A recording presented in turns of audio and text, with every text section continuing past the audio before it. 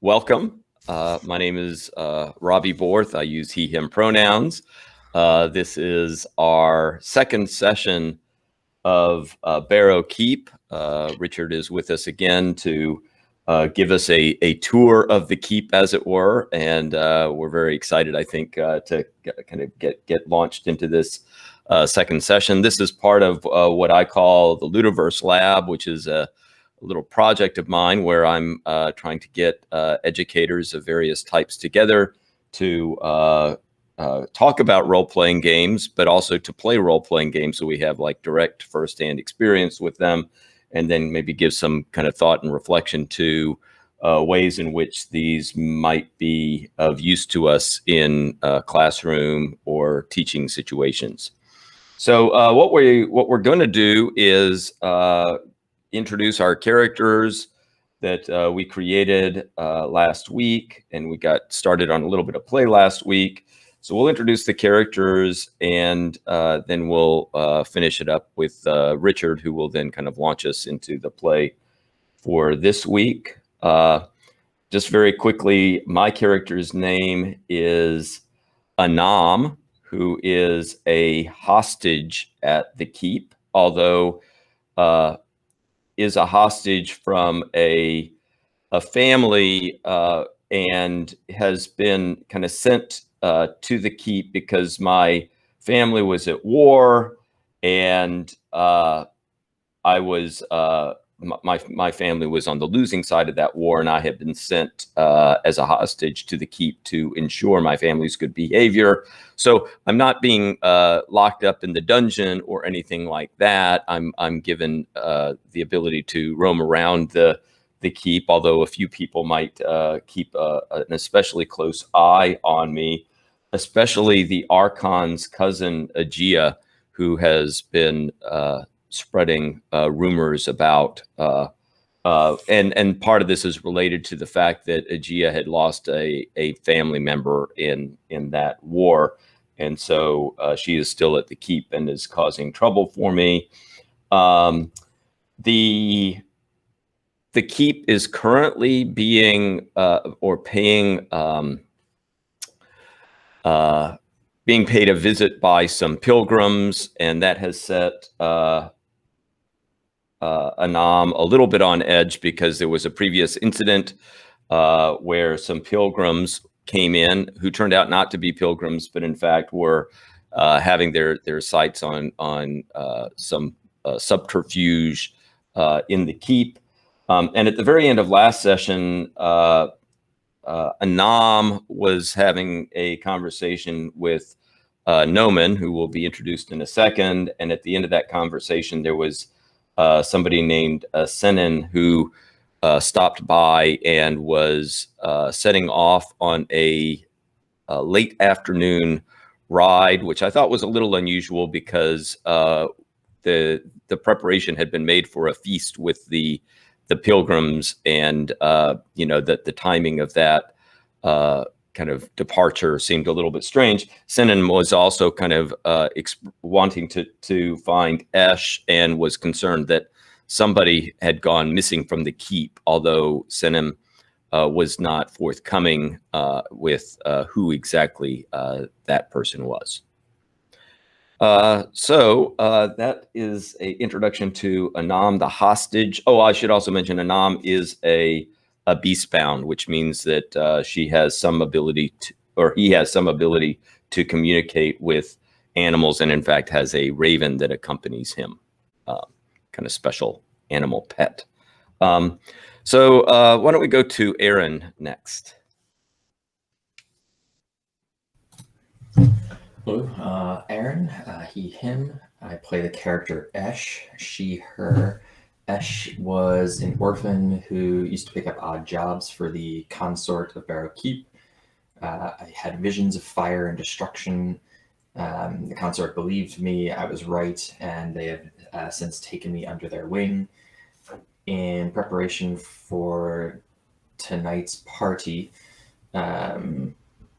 I was blessed with a dream, a nightmare of some sort, a figure on a black mount, finding a graveyard in the woods, There's an abandoned village, tombstones that I can't read, but there's a writer looking for somebody. I went out to go find traces to see whether or not this was real. It looks like there is something out there, but I wasn't able to make it all the way there.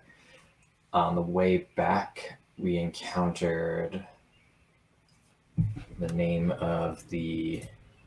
What's that guy's name? Somebody working on the dirigibles. I forget that guy's name, but I think it was crazy Torque. and possessed. Torque? Torque, yes. What a perfect name for a dirigible operator. He was possessed in some way, and I watched as Lucy chased after him, and I just sort of like picked dirt out of my fingernails from on high. Lara, you want to go next? Yeah. Hi, y'all. I'm Laura, she, her pronouns, and I'm playing Noman, he, him pronouns. Noman is a very sad ghost. Hey, Laura, can I stop yes. you? It may be where you're holding the mic, but there's like some type of feedback or electrical buzzing. Is this better? I don't know. A little bit better. Okay, I'll just do this. Okay. Yeah, so I'm playing a ghost, and he is big sad, but he is constantly looking for, he's very inquisitive. He was assassinated, and he doesn't really remember much about his death, but he was clearly killed for a reason, and that reason being for people to not find out why his long lost heir was assassinated. So I can only take human form at nighttime. So during the days, I'm either a rat, usually a rat, or a cat. So lots of miming.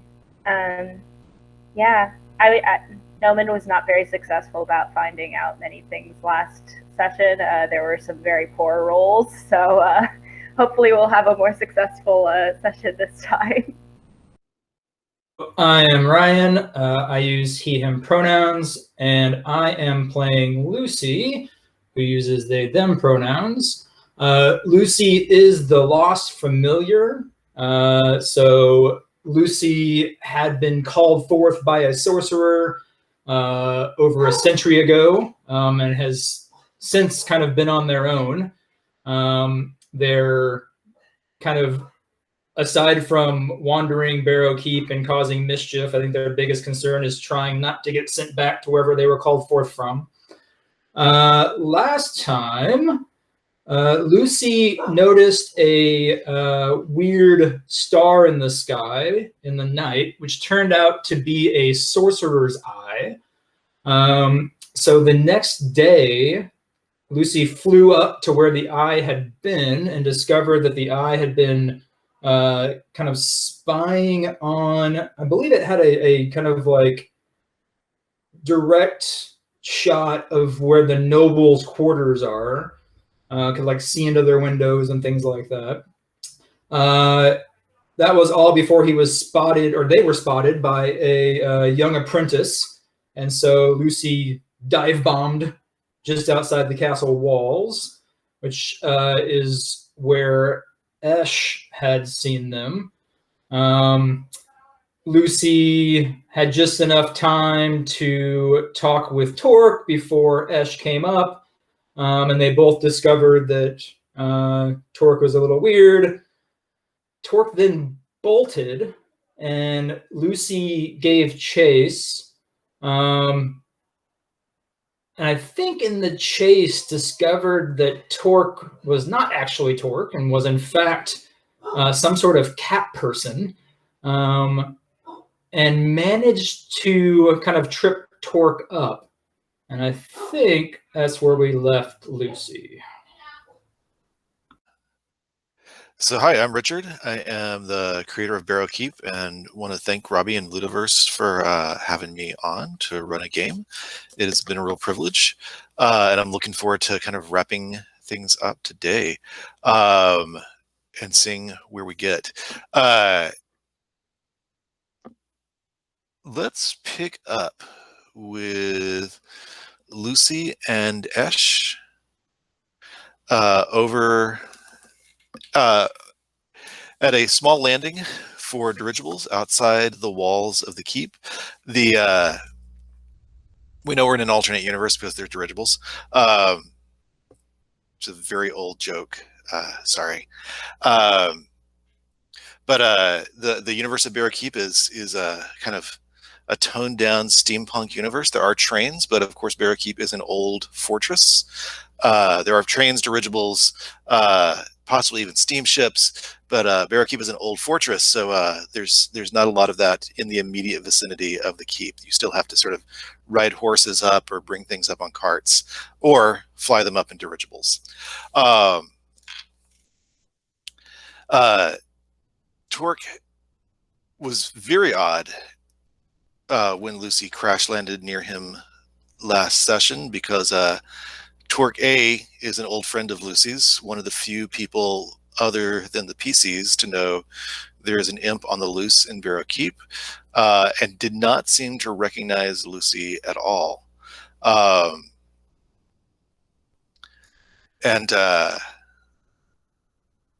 Nor in not recognizing Lucy seemed to think Lucy was inherently unusual either, and Lucy is an imp with wings. So either one of those, if Torque had lost his memories, or if somebody was impersonating Torque, the latter would seem unusual. But Torque just stood there kind of blankly looking at Lucy, and then when Lucy and Esh confronted him, he started to run, at which point Lucy dove between his legs and tripped him up, sending Lucy and Torque, I think, sprawling into the brush near the edge of the forest, where it would sort of descend down a rather steep embankment and to the wider woods below. And that's where we left this. And Esh was, of course, getting her fingernails very clean. Okay. So I'd like to pick up there. And I'd like to do this again because Torque really wants to get out of here. And Lucy and Esh, I think, are inspired not to let him. I would like to have Lucy and Esh check their dexterity. Their agility. Barrow Keep is compatible with multiple systems, and not all of the systems have the same stats. So I will occasionally say the wrong things for stats. Check your agility. That's roll equal to or under. To see if having tripped Torque and kind of gotten tangled up in the brush, Torque is going to be able to skedaddle down the hill. Also, at the end, towards the time the flight happened, Torque definitely still wearing Torque's clothes, but some sort of cat-like creature. And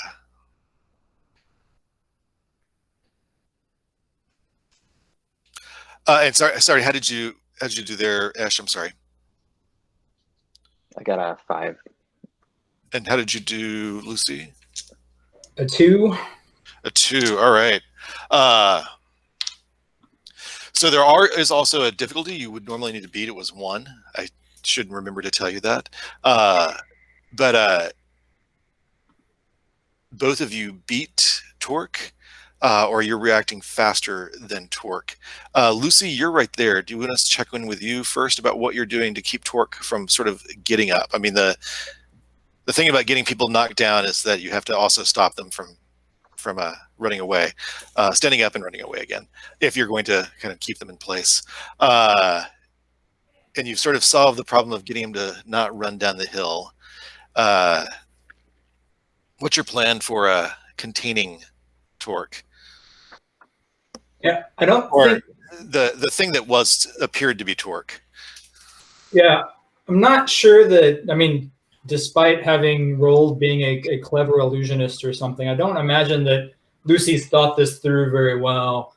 And so if Torque is kind of sprawled out on their stomach, then Lucy's going to just jump on his back and attempt to talk to him. And if he's on his back, on his chest, and attempt to talk to him. So either way, Lucy's jumping on Torque and going to try to have a conversation.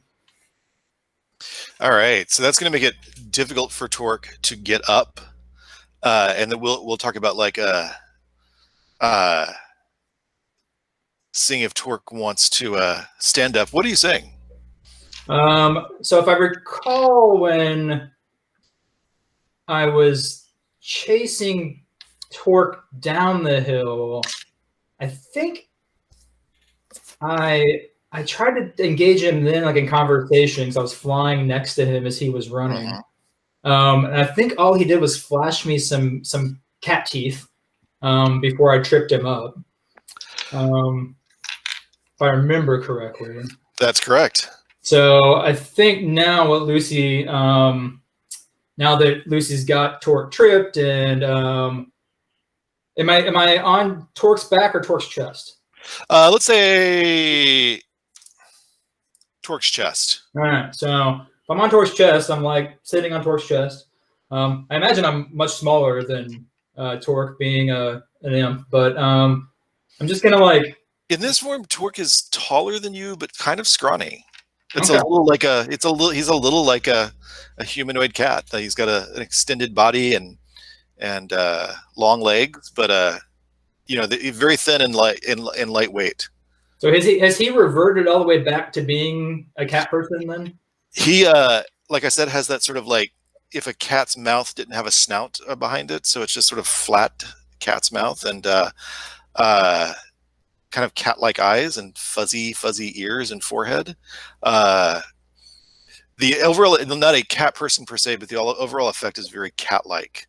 But aside from the clothes, looks nothing like Torque now. Yeah, it looks nothing like Torque now. So then Lucy's gonna like lean down and get like right in his face and go, "Nope, you're not Torque."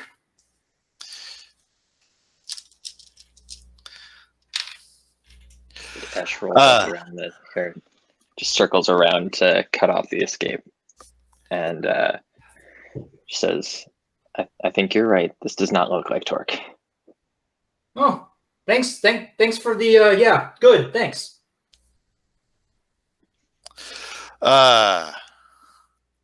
Lucy, would you give me a willpower check at advantage? Okay, willpower at advantage. So I need. My will is 12. Let's see what I can roll here. So I rolled. So my best, I rolled a 2. All right.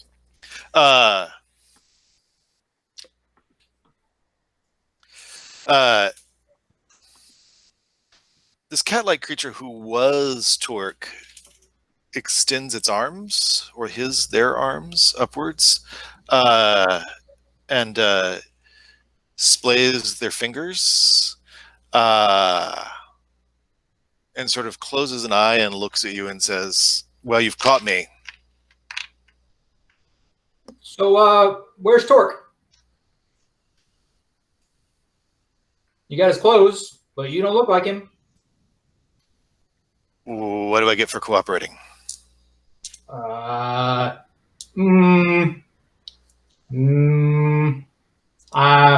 won't feed you to the dogs in the kennel.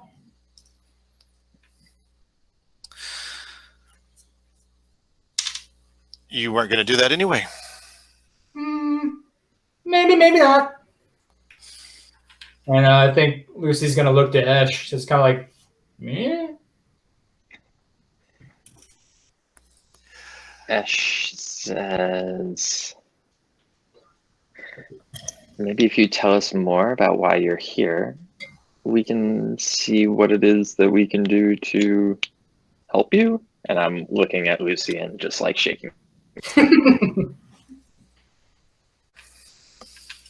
You would help us? It certainly depends, doesn't it? And I think here... What's the cost of your help? Can I use an archetype ability? Sure. Touch minds. While taking a moment to focus on a specific individual, the seer may make an intellect test to ask that individual's player 2 questions about their intentions. Can I ask what their, or can I divine what their intentions are? Yeah, go ahead and make that intellect check, I think. Is that what it said? Yeah. That's a 4 under a 15. 4 under 15. Yes, go ahead and ask those 2 questions. I want to know what their intention is at this party, or I guess my allegiance is to the consort, right? So I want to know what their intentions are to the consort, and I want to know why this this feline friend is stalking the dirigibles.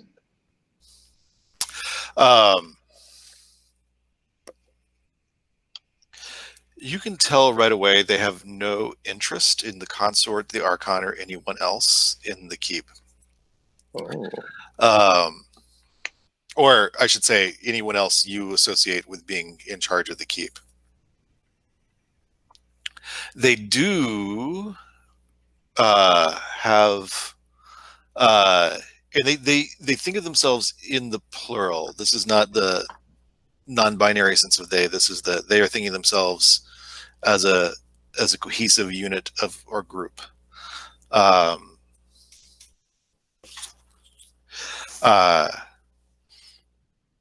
They do. It's something they're interested in the keep. It's rather than a person. So that's the. Twerk was just the very first person this one came across on coming out of the woods.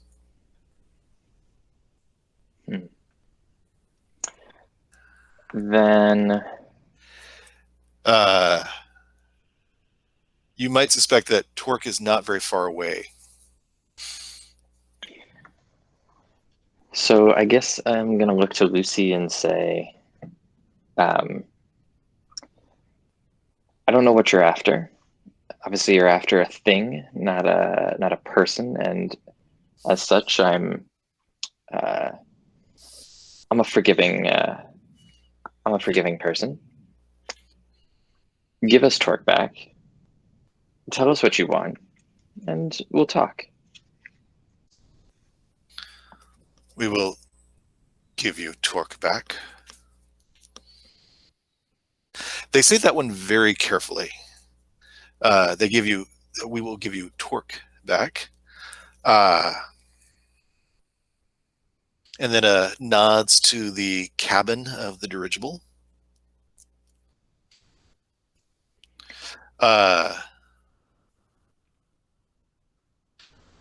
And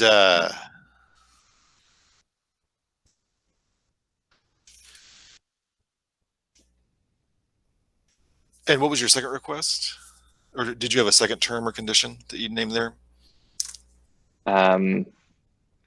Just asking what they were looking for, I think.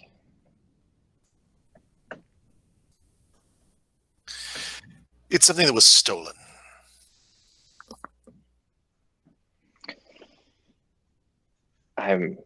In these parts, I'm inclined to say finders keepers, but you certainly have me intrigued. What exactly has been stolen from you? It has been a long, long time. We were very uncertain who stole it, which is really not the most important thing right now. The most important thing right now is it's in the keep.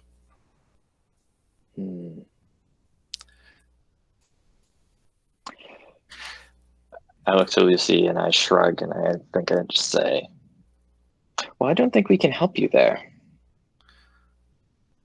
Oh, then we can't really help you recover your friend, Torque. We'll see. I start walking away. Did they tell me that they were in the cabin, or do I No. just got that I think sense? Or... yeah, you got that. I think you got that sense that Torque would not be very far away. If I remember correctly. Okay. Then I want to go walk over toward the cabin, see what, or maybe I'll just start like poking around if I don't know directly that, like just sort of like looking in the brush. I know that he's near, and so I'm just trying to like find Torque before. I think at one point, I can't remember in character or out or via your sort of sensory perception, you got the sense of cabin from something they said. So yeah, if you open the door to the cabin, you will see a human form under a blanket.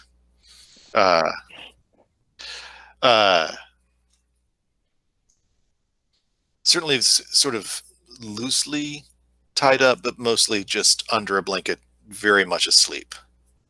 Okay. I don't want to lift up this blanket because I feel like he doesn't have a face, and that's going to be very troublesome to me. But I pull the blanket slightly aside. It appears to be a person of about Torque size who is there's definitely a snoring sound coming. Okay, You know, so not there's a mouse like. somewhere. I've gone to a lot of dark places, but I never thought of going that yeah. So yeah, no, sorry. That's the only reason I'm that amused is I was like, wow, why didn't I ever think of just actually stealing somebody's face in character, you know, as in a GM capacity. But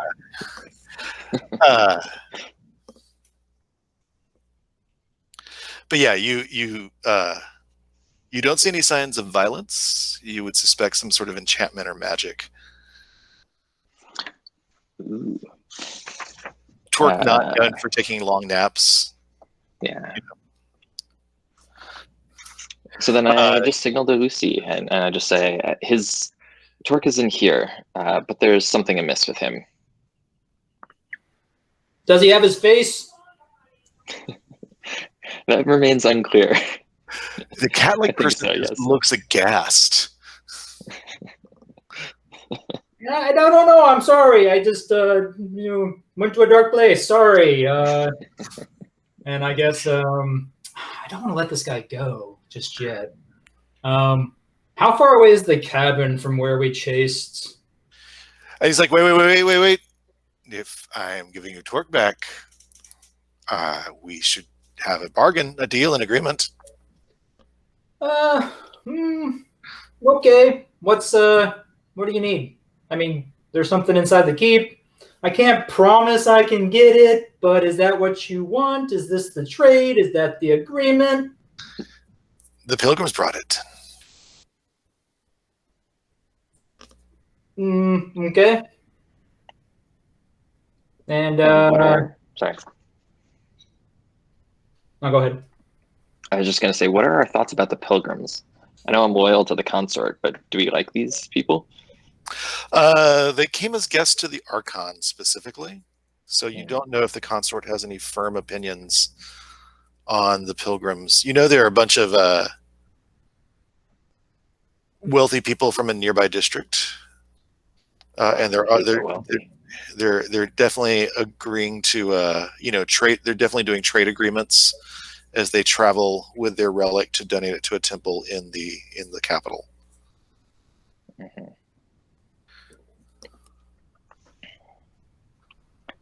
Sorry, go ahead, Ryan. Yeah, so I think Lucy's just trying to figure out exactly what it is they want that this cat person wants us to do.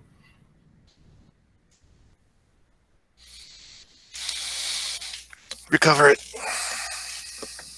And I will help you wake up Torque. Or just, agree. Give me your oath. So you want me to give you my word? Yes. I give you my word that I will Do what now? Return the stolen artifact to me, or the relic to me. Hmm. Or us. Hmm. When they say us, Lucy's gonna like pat the clothes to figure out if there's like 2 cats stacked in there or like. No, there's definitely not. There's definitely not 2 cats. When you say us, like just like a royal we sort of thing. Clearly, anyone allied with myself or my friends. So like you're part of a group. Yes. And you can't like do this yourself, like get together. Well, that was the plan, and then you caught me. But there's more than you, right? Well, yes, but certainly it would go easier if we had cooperation from inside the keep. Yeah, we talking like 2 of you, 3 of you, 10, 20, 50? Make a willpower check, Lucy.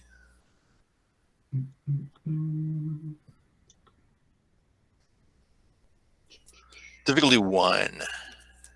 Just real. That's not working. Let's delete that. And just reroll again. All right, so willpower check, difficulty 1. I rolled a 4. A 4. Nice. All right. The ambassador has several agents in the keep. Oh, the ambassador! Looky here. Ambassador from where?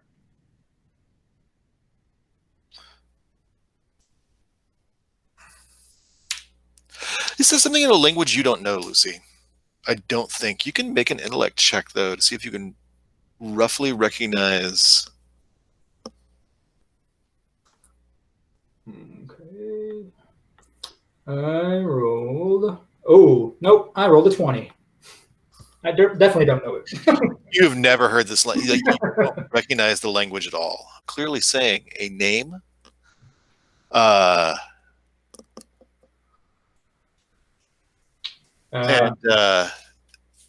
you don't recognize the source of the name or what it means, or you're not quite sure you could repeat the name back. I'm gonna yell over to Ash. Hey, Ash, you ever heard of that? Like, do my best to repeat this name I can't repeat. Ash, you could make an intellect check. You're not quite as worldly wise as Lucy, not being hundreds of years old. So I'm going to ask you to make this with a negative dice at disadvantage. They are both 6s. Both 6s. Yes.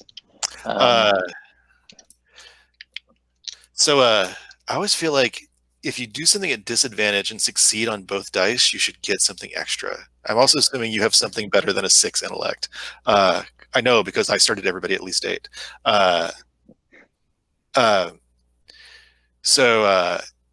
Yeah. And you had already looked at maps today in the keep, had you not? You had already been studying maps.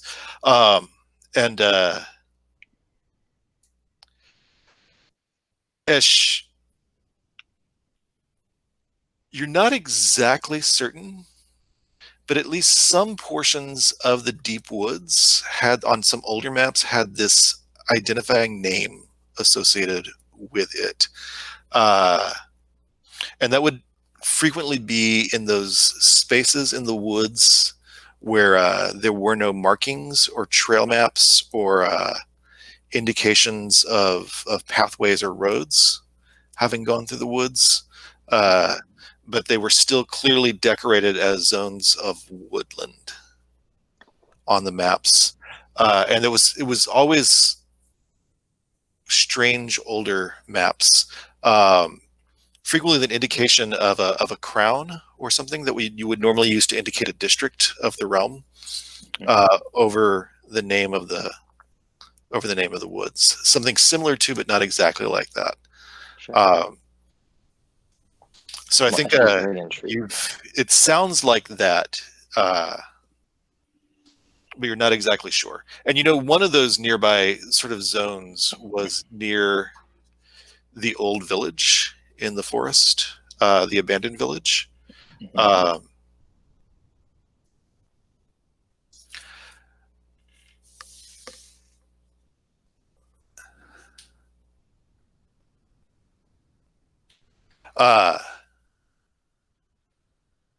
If you give me your word, I will allow you to wake Torque up.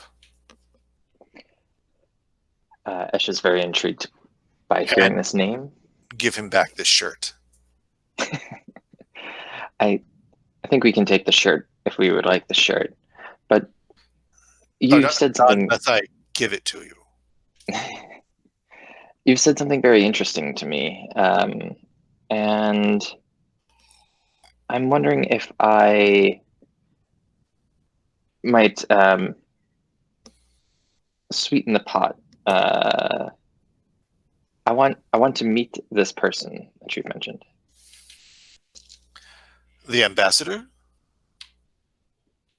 That's whose name we were hearing? You think you were hearing a district's name. Oh, okay. But the person was just referred to as the ambassador. Oh, okay. I'd like you to take me to this district.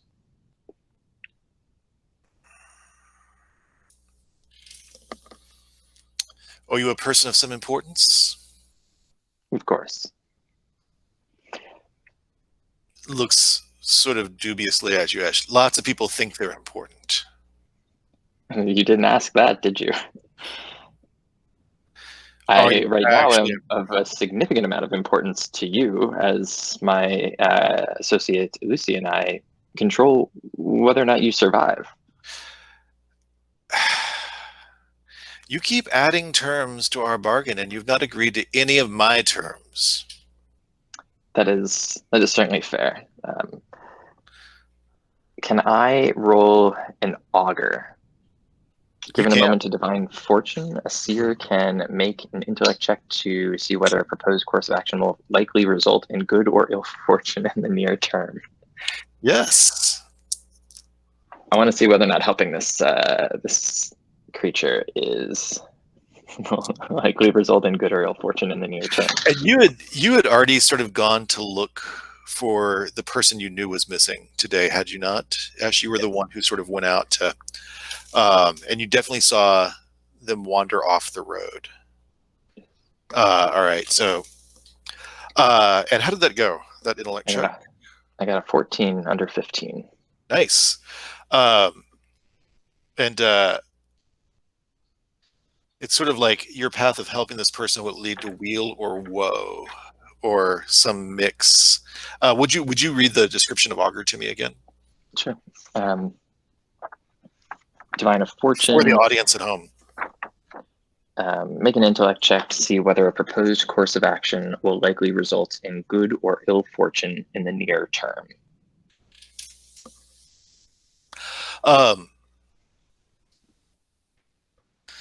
This will likely be somewhat mixed. It will certainly make. It will certainly be good fortune if you favor the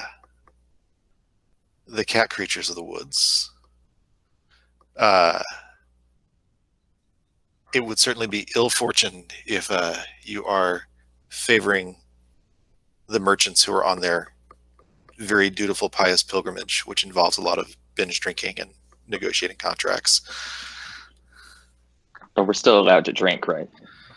Yeah, but yeah, definitely still allowed to drink. That, or at least no one seems to have told them if they're not allowed to drink. Okay. Then I'm with the cats. All right. I will. I think I'll just say I will help you to the best of my abilities and to recover whatever artifact you desire. If you will take me to, and maybe I have a map, and I point to the district which has the language that they've spoken. Mm-hmm. Or maybe I like scribbled it down on a piece of paper, just so that I had something. You they cross their arms and sort of give you a look, and like I will take you to meet the ambassador, and the ambassador can decide where you go from there. I say, I think I'll only speak for myself, not for Lucy here, who I'm sure will have many thoughts on this matter. The extent to which I help you will, of course, be determined not by you, but by your ambassador, it would appear. Oh, no. The help is the cost of the introduction to the ambassador. I see. Now I look to Lucy, because now I don't know what I'm doing. I'm way out of my depth. So let me get this straight. You want us to steal something to meet your ambassador? Well, I can't just take people back when there's not diplomatic negotiations between, or diplomatic relationships between our two realms. That's a big ask. I would. You definitely know from the augur that it seems likely that if you're going with the interest of the cat people, that seems like something that would impress the ambassador from your augur, Esh. I think you've also known you've known the consort long enough that it sort of makes sense that this cat-like creature cannot just sort of escort you into the woods and take you places that you're not supposed to go. Sure. On their own initiative. I love that we have an accompanying cat with us on this journey. I think that this is very important for. And also speaking languages we can't understand. So yeah. Well, I think Esh, I want to switch back over to inside the keep, if that's okay. Noman and Anam, the two of you were talking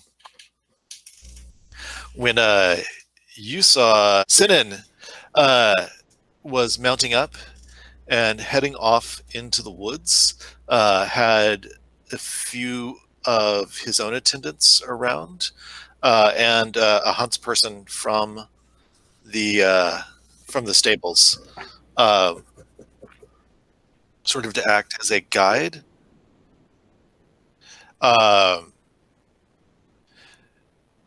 And was about to head off. You wanted to see if you could speak to Sinan first. Is that correct, Anam? Or Noman? Or were you going to find out what was up by asking, or find out what was up by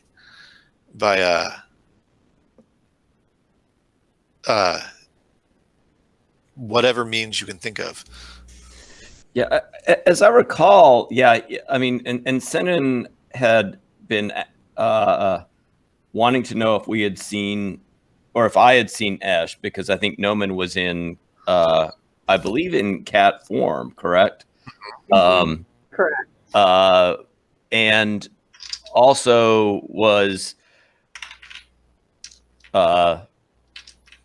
saying that somebody was missing from the keep, but that was not going to be kind of forthcoming with any more information than that.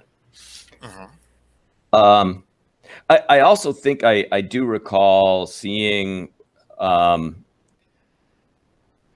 think my recollection is that Sinan may have already kind of rode out, and I had checked with the dogs near the stables to see if there was any scent that they had picked up on, which did not seem to be the case. That the dogs the previous night had been kind of disturbed by something, and they had smelled something cat-like, and also that reminded them of the deep woods, but that at least on Senin, that there wasn't any such smells. Right, correct. You also know the person missing was Agia, the Archon's cousin, who you've never had a good relationship with.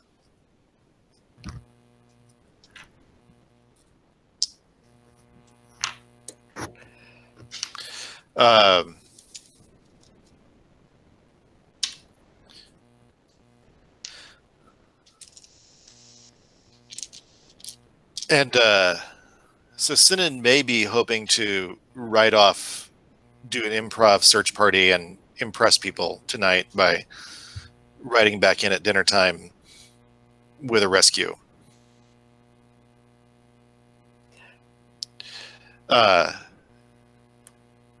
Certainly, it's what your aunt would do,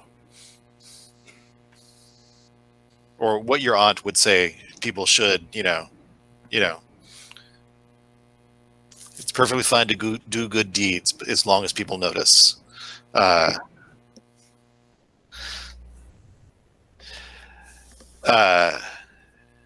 can't remember.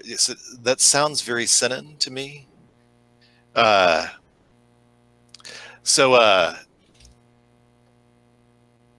What are you two up to now that you are sort of aware of the Senin's right out to the woods? And, you're about an hour out from needing to be ready for dinner, and sun is setting. You're about to become someone who can put on dinner clothes, Noman. What is the plan? What are you up to? I think what crosses Anam's mind is, okay, we need to get ready for dinner, but I think it might be worth seeing exactly where Senim is going, and what crosses my mind is that this would be a perfect job for the Raven to do, right? That the Raven could easily be flying out over the walls and doing a little reconnaissance mission to see what Senim is up to. The Raven will, I think, you have an hour and a half before sunset. That's, sunset is not a magical lights out time, as you know.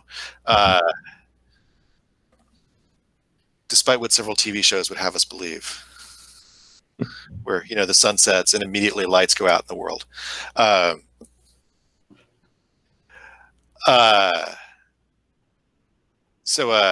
The Raven still has several hours, a little over an hour of daylight to go follow Sinan. Noman, what are you going to be up to, or what would you like to be up to, or what are you curious about finding out more about? Now, I think, or if you just want to get ready for dinner, we also can move forward in time a little bit too. So, well, I think that Noman actually kind of wants to try to hear what he can find out about the Pilgrims, because I think that they're still very off-putting to him, and I think that he doesn't like the idea of going to dinner with these people without having anything on them. Nice. Okay. All right. What is your plan for sort of finding out some stuff on them? You're in cat form. Yeah. For another hour or so, what would you like to sort of investigate? Yeah, I think that I'm probably just going to try to sneak in and wander the halls and just try not to be seen by anybody who doesn't really like gross looking cats. See what I hear. Mm-hmm. Let me start with Noman. Noman, you are definitely, a cat. People living in castles don't tend to pay much attention to cats. So instead of asking you for a stealth check, because most people are not going to worry about whether or not they see you, I'm going to ask you to do a willpower check, because this is really about picking the right people to spy on, so that you get good, the information that's worth getting.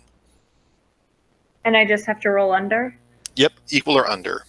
All right, yeah, I am significantly under. It was I had to be under 14, and I rolled a 4. Okay. All right. All right. So you have,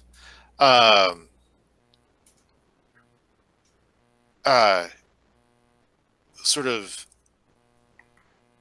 for a little bit stalked, and there's a little bit of a lot of the pilgrims, as we talked about last time. The Archon of this district is new. Melia is a new Archon.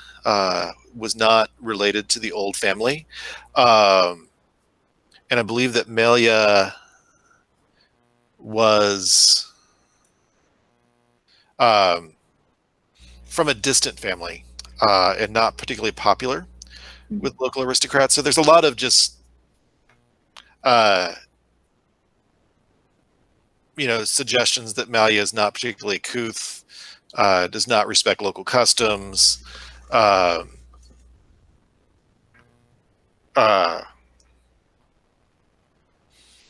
it's so unfortunate the capital didn't appoint somebody local and enlightened, who understands local issues to take over things. Someone better for business. So there's a lot of just generally that, not anything directly, I'm going to, outright rebellious or plotting, just general grousing about how local rulers don't understand merchants.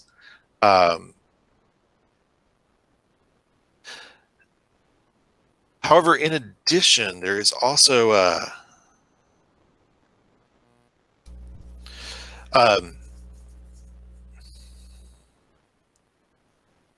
there's also some talk about the artifact. As you know, as I think we discussed last time, it was originally from the vicinity of Barrow Keep, before it was sort of purchased and taken away.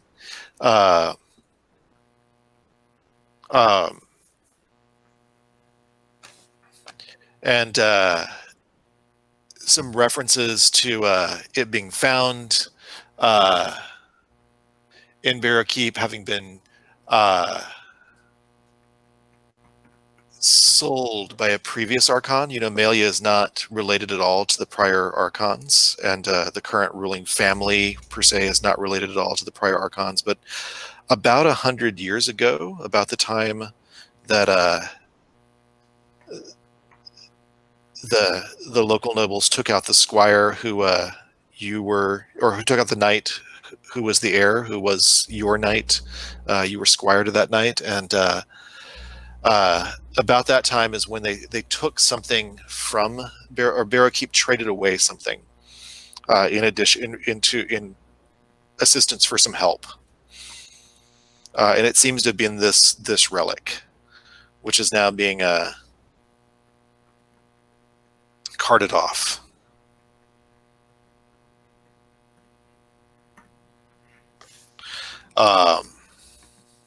To the capital.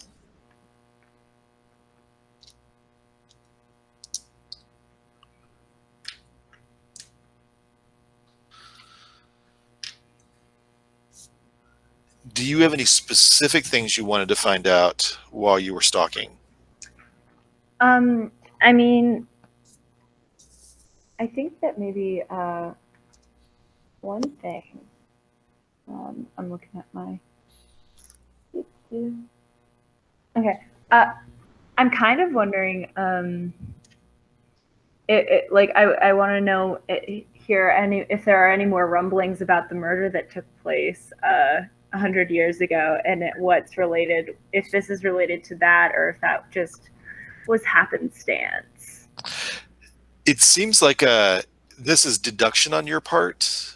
It seems unlikely that they would know directly sort of much about it, but it's deduction on your part that at some point people from this area or district were sort of paid off to assist in that murder. Maybe to take the fall or the blame, or to deflect blame, provide alibis, things like that. Whatever the relic was that they're carrying seems to have been partial payment for assisting with that. They don't seem to have details or facts, or be particularly interested in details or facts. Right. They just think of it as a piece of art that they can, donate to the capital for credibility and better trade deals. Sinan off running into the woods. I think between sunset, because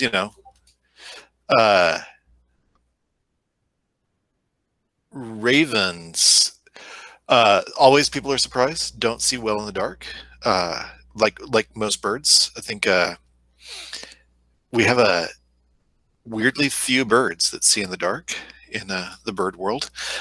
Owls being a notable exception. What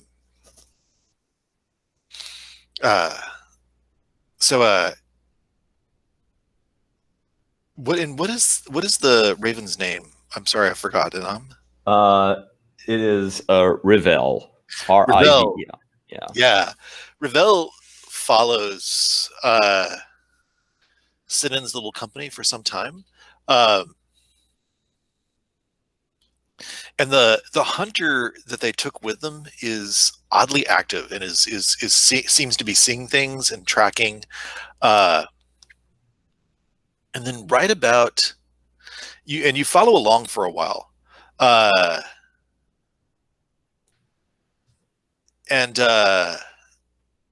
You follow along pretty intensely for a good period of time. And it's getting dark in the woods. And Ravel is staying to the tops of the trees in order to kind of like be able to have enough light to easily get home. There's a lot of light in the castle. That's not a terrible thing, but Ravel likes to make sure they don't fly into trees, which are not, well marked for piloting at night. But it seems like the hunter is taking them on a lot of side trails and pointing. Ravel is getting snatches of conversation, and Sinan's friends keep asking if they should turn back because it's getting pretty dark down below, and Ravel is having trouble seeing. If you've been in the woods near sunset, you may feel like, oh, I've got 2 hours till sunset. We should be fine, and you realize that 2 hours to sunset in the woods frequently feels like 20 minutes after sunset everywhere else, just because you have so much shadow. So as the sun is going down, and the hunter seems completely unperturbed by any of this, which seems a little bit natural. Hunters frequently have to stay at the woods. They're frequently not tracking animals, though. This late. And the hunter is going, and then Sinan keeps getting increasingly obsessed with not turning back until they have either Agia or a firm lead on where Agia is. And eventually, Ravel has to fly home to you, having lost them deep, deep, deep in the trees. And in fact, Ravel barely makes it back to your window before not only sun is set, it's well after sunset, and the world is actually getting dark. So it must be very dark in the woods where Sinan is now. Yeah, and like the part of the woods that they were going into, I mean, what do I know about that part of the woods? I mean, is it a kind of like an area that people avoid, or is it a part of this that I would know during the daytime that I would have wandered in, or? Make an intellect check, because you're looking through Sinan's eyes, and Sinan does not look at the world quite the way you would from the ground up. Right. And just check my intellect. So my intellect is 11. I rolled right on my intellect. You're able to sort of like, I think the nice thing about Ravel's eyes is they sort of see the world the way the cartographers do. Mm-hmm. A little less abstractly, but it's sometimes easier to think in terms of maps when you see through Ravel's eyes. Definitely where the hunters were taking them were not in the maps you've associated with where you would go walking in the woods or doing a simple deer hunt or anything like that, or a ride. They were definitely going into the brush, so to speak, and not where they could easily track anything down. Yeah, and it did seem like the hunter was actually tracking something, though. I mean, he wasn't just kind of leading them. He seemed to be kind of looking for. That's a very good question. It seemed like the hunter was tracking something, but it seems like really it kept getting dark and the hunter kept seeing things, Mm-hmm. which seems weird and suspicious. Eventually, towards the last thing you saw was that Sinan had out a torch, but the hunter did not seem to need it or want it. Okay. Would the four of you like to rendezvous? And would we like to meet Nomen in human form? Since the sun has set. Are you all at the dinner? And if so, how is Lucy attending the dinner? Yeah. I had imagined that Lucy would be attending the same way that they go to like the pub, in the sense that they're, under the table, stealing drinks when nobody's looking, like not really attending kind of thing. I think Anam, you've not been invited to sit at the high table. Functionally a good thing, probably, but do you feel okay about that? Well, yeah, I think Anam it's not is like enough. all your worst rivals in court are there. It's like, there's a lot of the pilgrimage leaders and the family are pretty much it. Right. Yeah, I mean, and Anam knows that he has very different reactions that he gets, in the keep. So I think the fact that he's not up there is not particularly surprising to him, that he wouldn't be there, especially with the pilgrims in in the company now. Nice. Okay. That does the nice thing of leaving the four of you a chance to sit together. Nomen, do people know you by name, or are you just there as sort of like the nebulous guest of your friends? And what does the Nomen reveal? What do you at night you seem like you were in mortal life? Do you get dressed up? What does your old mortal form look like? Yeah, so Noman was never a very big guy. He was always kind of slight, a little gawky, but like not unpleasant to look at, but he didn't really stick out.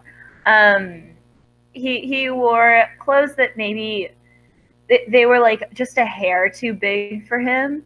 So it looked like they weren't quite his. Yes, big sad dreamy goth. But yeah, and in terms of like people knowing him, I feel like they know him when he's in their presence, but as soon as he is like out of their vicinity, they like forget that he was there. I mean, there's a lot of big sad dreamy goths running around this kind of quasi Victorian court, living in a medieval castle. I mean, that's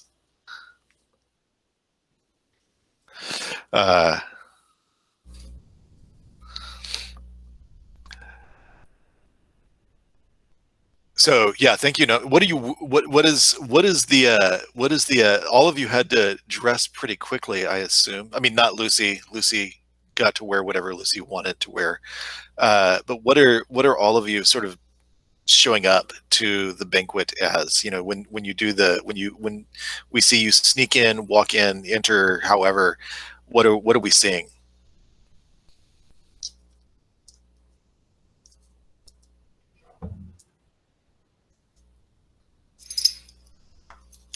I mean, I imagine that Anam,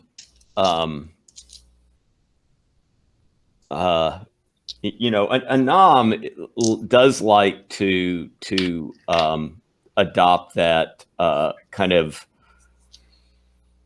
pose of the kind of brooding, melancholy soul. And so I think, you know, ends up wearing, I wouldn't describe him as exactly goth, but you know, he does kind of wear nicely tailored black and white clothing, like has a nice white shirt with a kind of long black jacket and some you know, some kind of black riding boots, except they are clearly kind of worn more for fashion than for actually riding.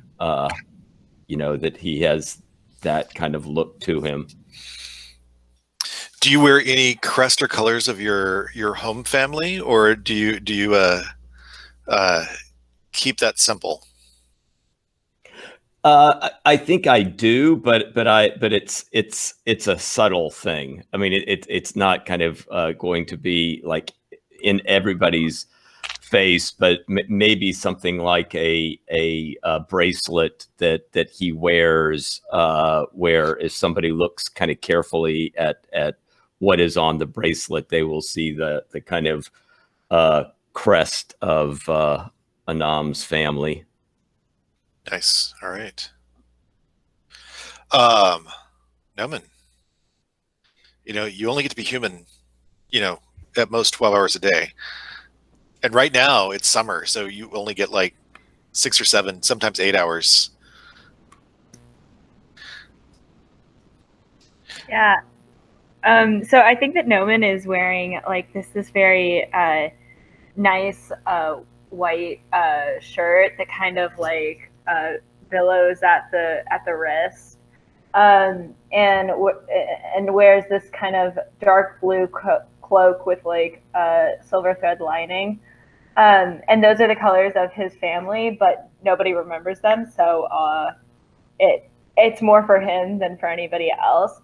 And then I think that on his like right over his heart, there is the sigil of his old master, his old knight. But it like disappears. It like appears and disappears, like depending on the lighting. So. Nice. And Esh, when you make your entrance, what do you people see? I throw a cloak off. I imagine Esh wearing some kind of like very simplistic, the kind of clothes that the Archon or the consort themselves would wear, but like simplified, but also a little bit quirky and functional. So like there are pockets, like noticeable pockets that probably a consort wouldn't have, and I'm trying to think of some like symbol of futurity, something that suggests that like I see the future. So I'm trying to imagine like what does that look like in this world in a way that like an iPhone, for instance, has some like the sleek lines of an iPhone suggest to us the future in a Star Trek sort of way. And so I'm trying to think what that would feel like in this environment, and I think it has to do with I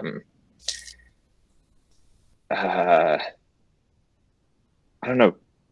I keep getting images of like steampunk like tubes, and so I'm thinking of like, I don't know, like a ring of tubes around my stomach or something like that. Have you converted old circuits into jewelry? Yes. Okay. 100%. All right. Nice. All right. So rather than have you guys blow by blow recount everything via conversation, because we have an hour and 20 minutes, and I know that that once you get into character and have the conversation, it's easy to lose track of time. I'd like to know, in the conversation that's ensuing, what are each of you revealing and what are each of you holding back? And then we'll look about what your plan is for what you want to do. And then we'll talk about, like, I know specifically Noman wanted to interact with some people at the banquet, but so we'll see once you have this conversation amongst yourselves what you'd like to do. That won't be the end of the banquet. The banquet can still be in progress. But I want, like, I didn't want to make you sort of reveal everything to each other that we've all already seen. So what are you revealing and what are you holding back? And I guess we'll start snaking backwards with Esh and end with Lucy. I think I tell them of, oh man, Lucy, do we tell them about our quasi deal with the cat person? Okay. We're gonna need their help, so yeah. I think I'd frame it as there's someone missing, and the clue, the way to find that person involves us recovering this object, or at least getting access so that somebody else can recover this object.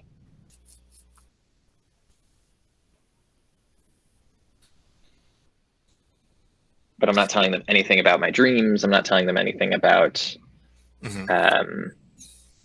what else?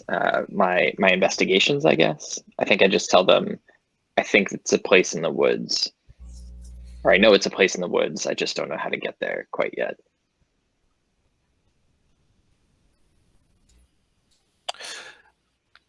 Noman, what are you sharing and what are you holding back?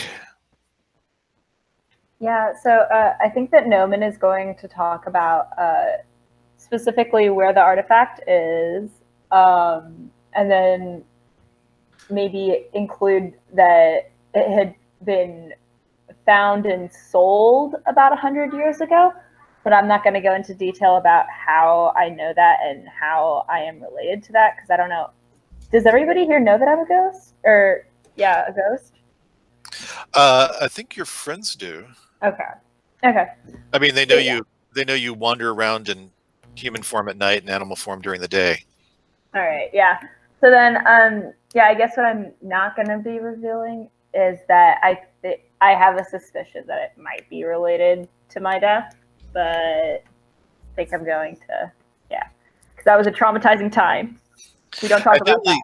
You know, your death was 100 years ago. The exact people wouldn't be there, but it certainly is a big reveal.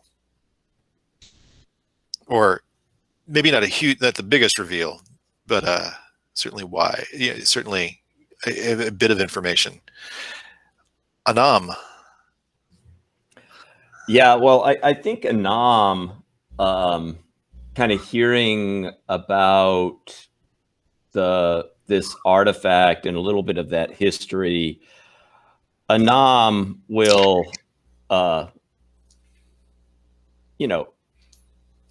proclaim his disgust with these pilgrims. I've had encounters with these so-called pilgrim types before, and over again they always prove to be less than pious. And the fact that these pilgrims are now running around with some type of they would deny that it's stolen, but I mean it's this artifact that really doesn't belong to them. That's not ultimately surprising to Anam. And I don't think Anam is going to really hold very much back. I mean, Anam will say, there is something going on in the woods that Senem was kind of heading off. And by the way, like at the banquet, is Senem back, or are we still? No. Yeah. So no one with Sinan is back. Yeah. So Sinan went off. I'm led to believe that Agia, Agia is also missing. Right. And Sinan was seemed to be maybe going off looking for her, but there was a hunter that seemed a little bit odd in terms of his behavior, that he was kind of leading Sinan off into the deep woods. I would certainly reveal the area that they were heading off to, and that it was getting very, very late, so late that Ravel had to kind of come back to me because the night had fallen too deeply for Ravel to kind of safely kind of continue on. I think everybody probably would know that I have this thing with my raven, that I'm kind of able to communicate with my raven, and it's a highly trained bird. But yeah, and I would also reveal that there was some type of cat-like creature that was in the keep last night, and that kind of roused the dogs of the kennel, and I was able to kind of catch a sight of this kind of what seemed to be a person, but in the moonlight I was able to pick up on these large teeth that this person had, and they had the dogs clearly spooked last night, that there was quite a commotion in the kennel that was going on.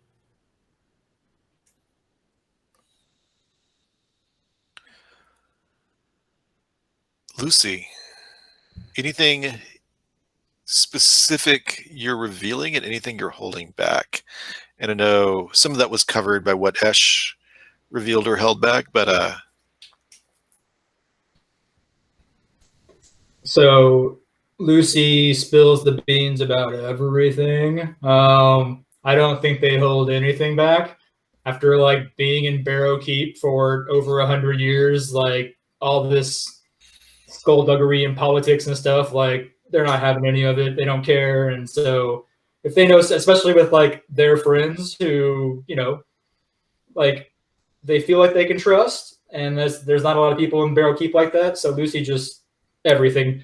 And if there was anything in the discussion that Esh held back with the cat person, like Lucy just adds it in, like, oh, this part too. And so Lucy just says everything. Everything that happened with the cat person, everything about the sorcerer's eye up above the east tower, like everything. nice. All right.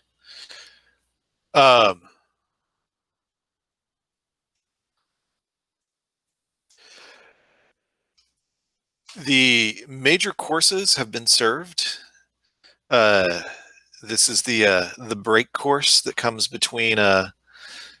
This is the break tobacco, cheese, and spirits course that comes between now and dessert.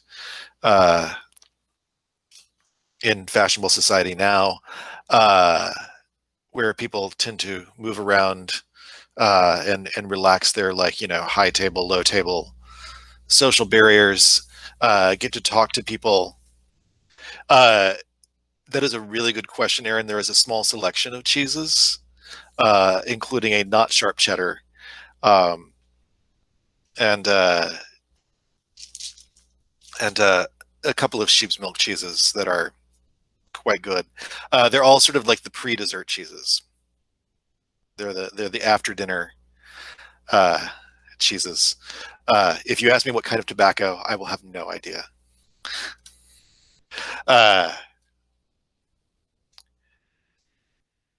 But spirits is definitely brandy.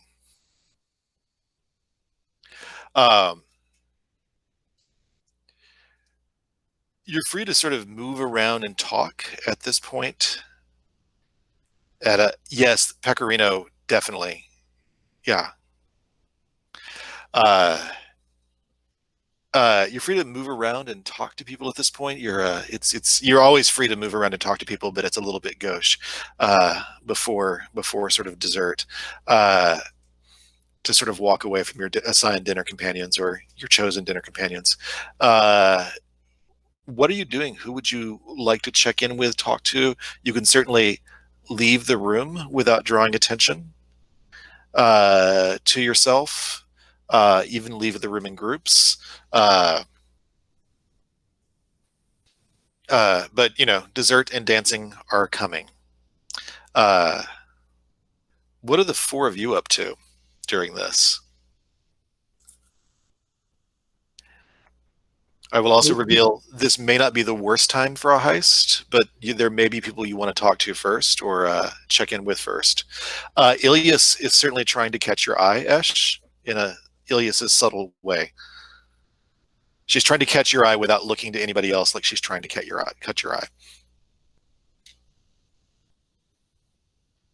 Time to. I think I'm kind of. I don't think I'm anxious. I see the future sort of ish, so I don't think I'm anxious about the heist per se. But I think I am ready to get on with it. But I will go track down Ilias if I can steal a moment with her. Ilias has sort of deliberately positioned herself, so it's not. She's talking to somebody who would not be impolite to excuse herself from. Perfect. So she gives them a very kind, genteel pat on the shoulder and asks to be excused and comes over to talk to you. And starts with polite conversation.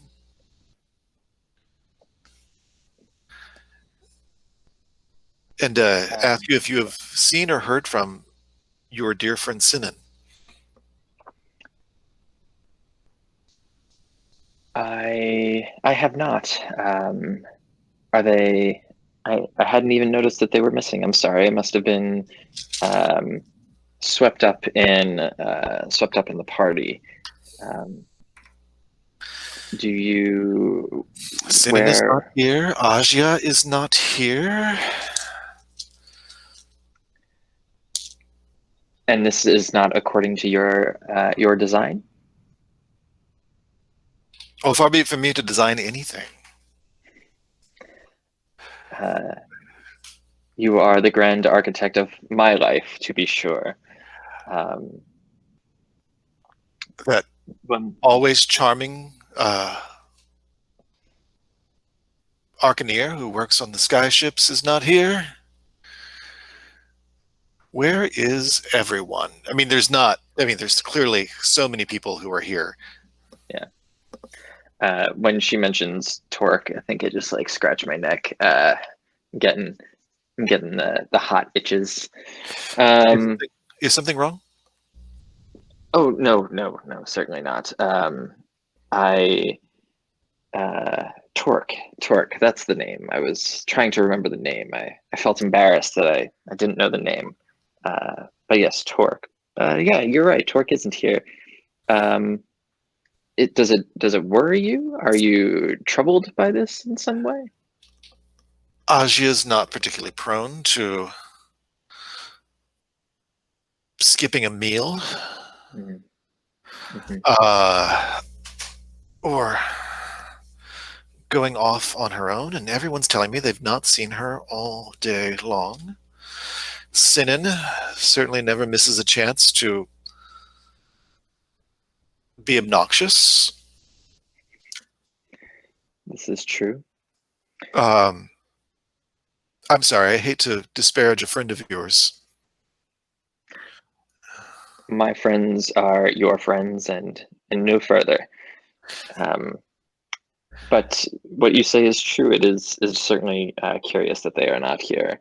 And you've not heard any word of where they might have been, where they might have gone to? I not personally. I've been in meetings all day. If I may be so bold, these pilgrims that we are hosting, what are your thoughts? That they show all the reverence for the gods that one would expect from a pilgrim. It is a very, forgive me, cagey answer. But it is certainly your right to give such an answer. I think you know what I mean. They certainly are very, very interested in having Malia assert trade agreements on our district. And they're very, very interested in getting out of the keep and getting to the capital. Yes. They seem very much to be disinterested in you and the court, only interested in their own ends. Yes. Well, you know, my family can speak for themselves, and Malia can speak for herself.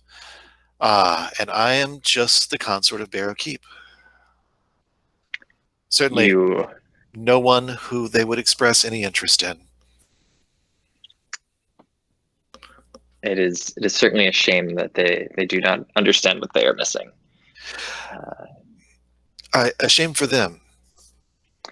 It spares me everything that Malia is having to put up with. That much is true. But they seem like a sort who are always missing something, and their lives impoverished for that.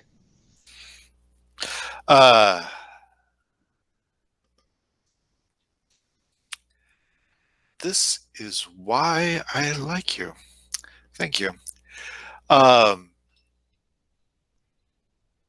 You don't know anything about Senin being missing, do you? No. And I don't think I knew that. I think I knew somebody was missing, but I didn't know it was Asia. Right. Or I guess we would have, that information might have been shared between us. I think you realized that, but it was you had heard that Asia had gone walking. Okay. Out and no one had been certain she'd come home. But it's that thing where like everyone is busy and it's not like the castle is a functioning medieval castle at this point in time. It's more like a Victorian village where it has largely decorative walls. Right. I like that. I mean, they're quite functional walls, but you know that no one's using them to like keep people in or out. It's Right. Well, I feel like I don't have. I feel like if not Ilias's blessing, that at least I'm not going to run afoul of Ilias if I help the cat people. Did we ever get a name from the person that we were working with? The cat-like creature's name was Gurmot. Gurmot. I love it. Yeah. I'll head back to my crew.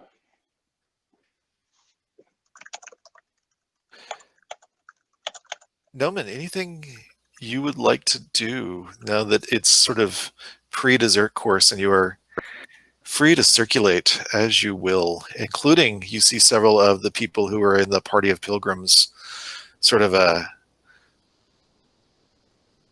moving about rather freely, If anybody is involved in trade in any capacity and been a guest, they're now sort of swarming those people in little nodules. What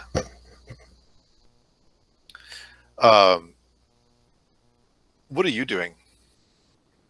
Honestly, I think that Noman's probably eating and drinking a lot. Just because I think because I'm undead, these things don't really affect him, but that doesn't mean I don't like to do it. So I think that he's in a corner eating cheese. Eating cheese, nice. Noman,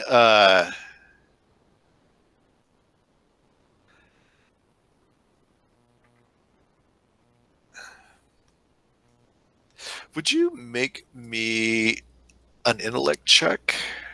And I believe your intellect is 9. It is. Ah, I got a 1. Nice. All right. Normally that'd be in the difficulty range. I think for this one, I'm not going to ask for a difficulty range because they're not actively trying to do anything against you.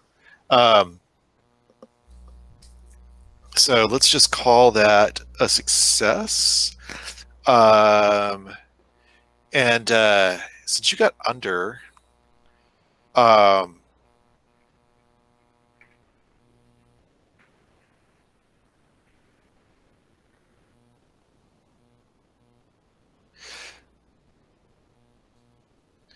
there's somebody here, and we may not be able to resolve it in time, but you know, I like to think of this as a pilot for the second season. So there's always going to be threads trailing out to the audience, even if it's really secretly a one shot, about like future sequels that might happen, or future episodes that might happen if they just all tune in and watch.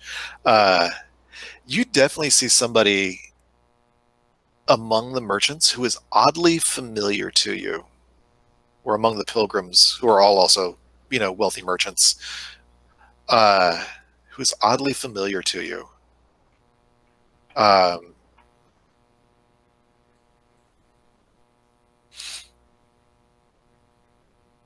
In what way familiar? Like aura? They look like a very like somebody who used to be friends with your squire. But you know, you don't have a lot of memories of that time. And they certainly have a lot of people hanging on to them. You know, they have a lot of people sort of circulating around them and getting them, who are clearly not their servants, getting them things. Yes, I know the type. Would there be a way for me to interject myself without being noticed, or not really? Or just sort of hang on to just sort of hang out near the conversation, you mean? Or yeah, just sort of go up and talk to them? Or are you talking to or eavesdropping? Well, if there's not a way for me to actually talk to them without being noticed, I think that just eavesdropping will be fine. So for talking to, it's without just subtly sort of asserting yourself, I would ask for a willpower check. If you want to just eavesdrop and see what they're talking about, you could make an agility check to sort of lurk around without calling attention to yourself. Okay, I think I'll do that. Noman doesn't like being the center of attention. Yeah, for the first one, the risk would be, you're a little better at willpower, but for the first one, the risk would be that like you would certainly make a sort of an ass of yourself, sort of walking up and cutting other people off from conversation if you weren't like, if you did not play the social cues correctly. Yeah. And you would definitely be the center of attention at that point. Lurking, somebody might just like, you know, notice you lurking and snub you. Yeah. Why don't you make that agility check? All right, so I rolled a 10. My agility is 11. Nice. You sort of position yourself where acoustics and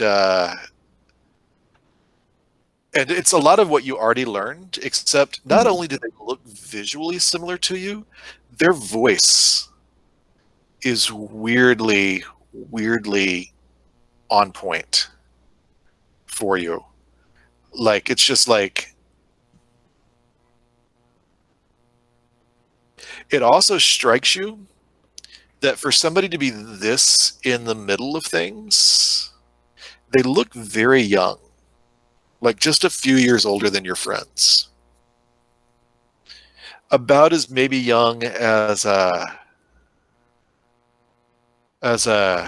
Albina, the heir of Barrow Keep, who is, I think, the person talking to them right now, who's come up to talk to them briefly, and everybody seems to be deferring to them as the lead pilgrim.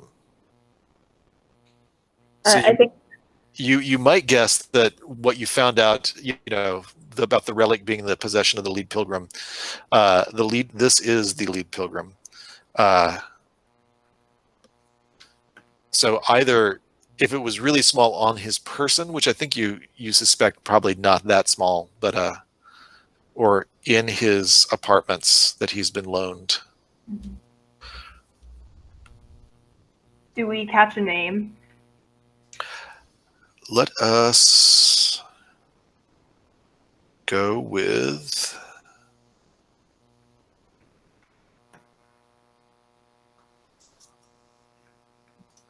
Ector. I think we don't have an Ector already on the sheet, do we?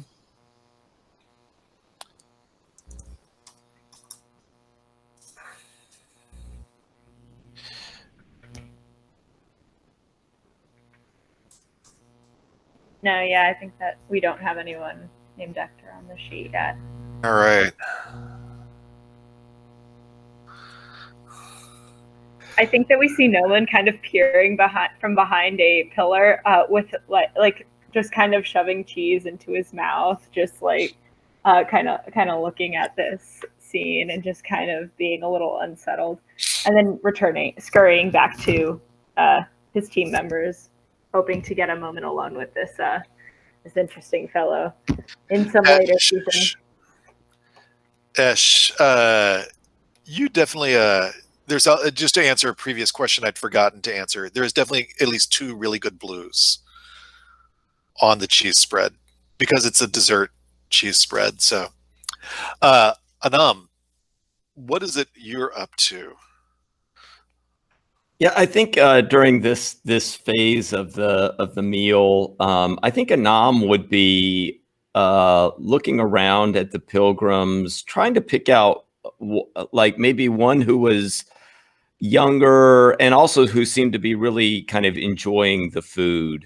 Why somebody who was clearly, kind of soaking up this experience and kind of taking full advantage of the hospitality that the Archon was affording. There's definitely at least one sort of standing on the edge of the Ector's sort of circle, chatting with pretty much anybody who comes by.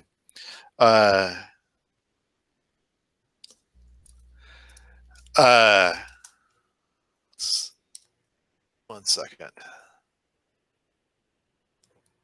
And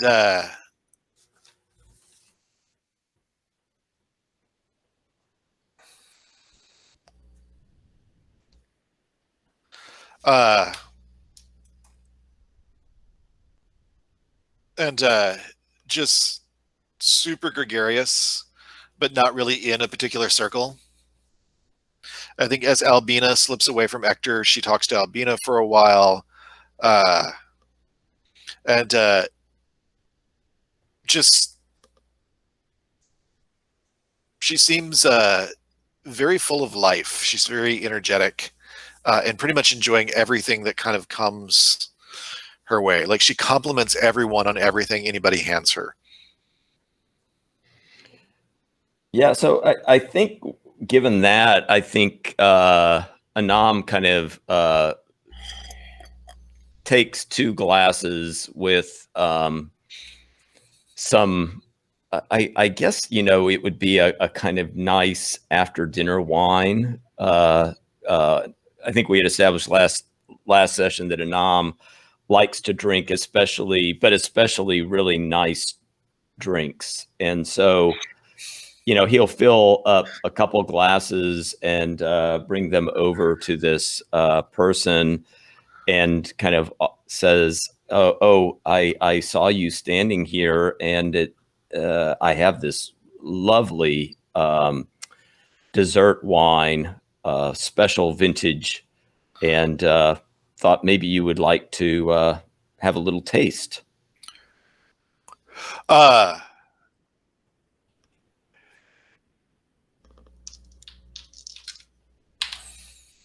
She immediately is Anam. You're not. She doesn't know your first name. She knows your family name, and you're the person here as the resident, attendant from your family. And she says your family name, and your name is. And she sort of does the whole don't tell me, but she clearly cannot think of it. Yeah, so Anam would kind of, after she's like struggling, would say, "My name is Anam." Oh, you told me. I'm Iselt, and thank you for this delightful wine. It's quite gracious of you to bring it to me. I'm really enjoying the sort of that heavy note of chocolate and coffee undertones with honey sort of laid over both.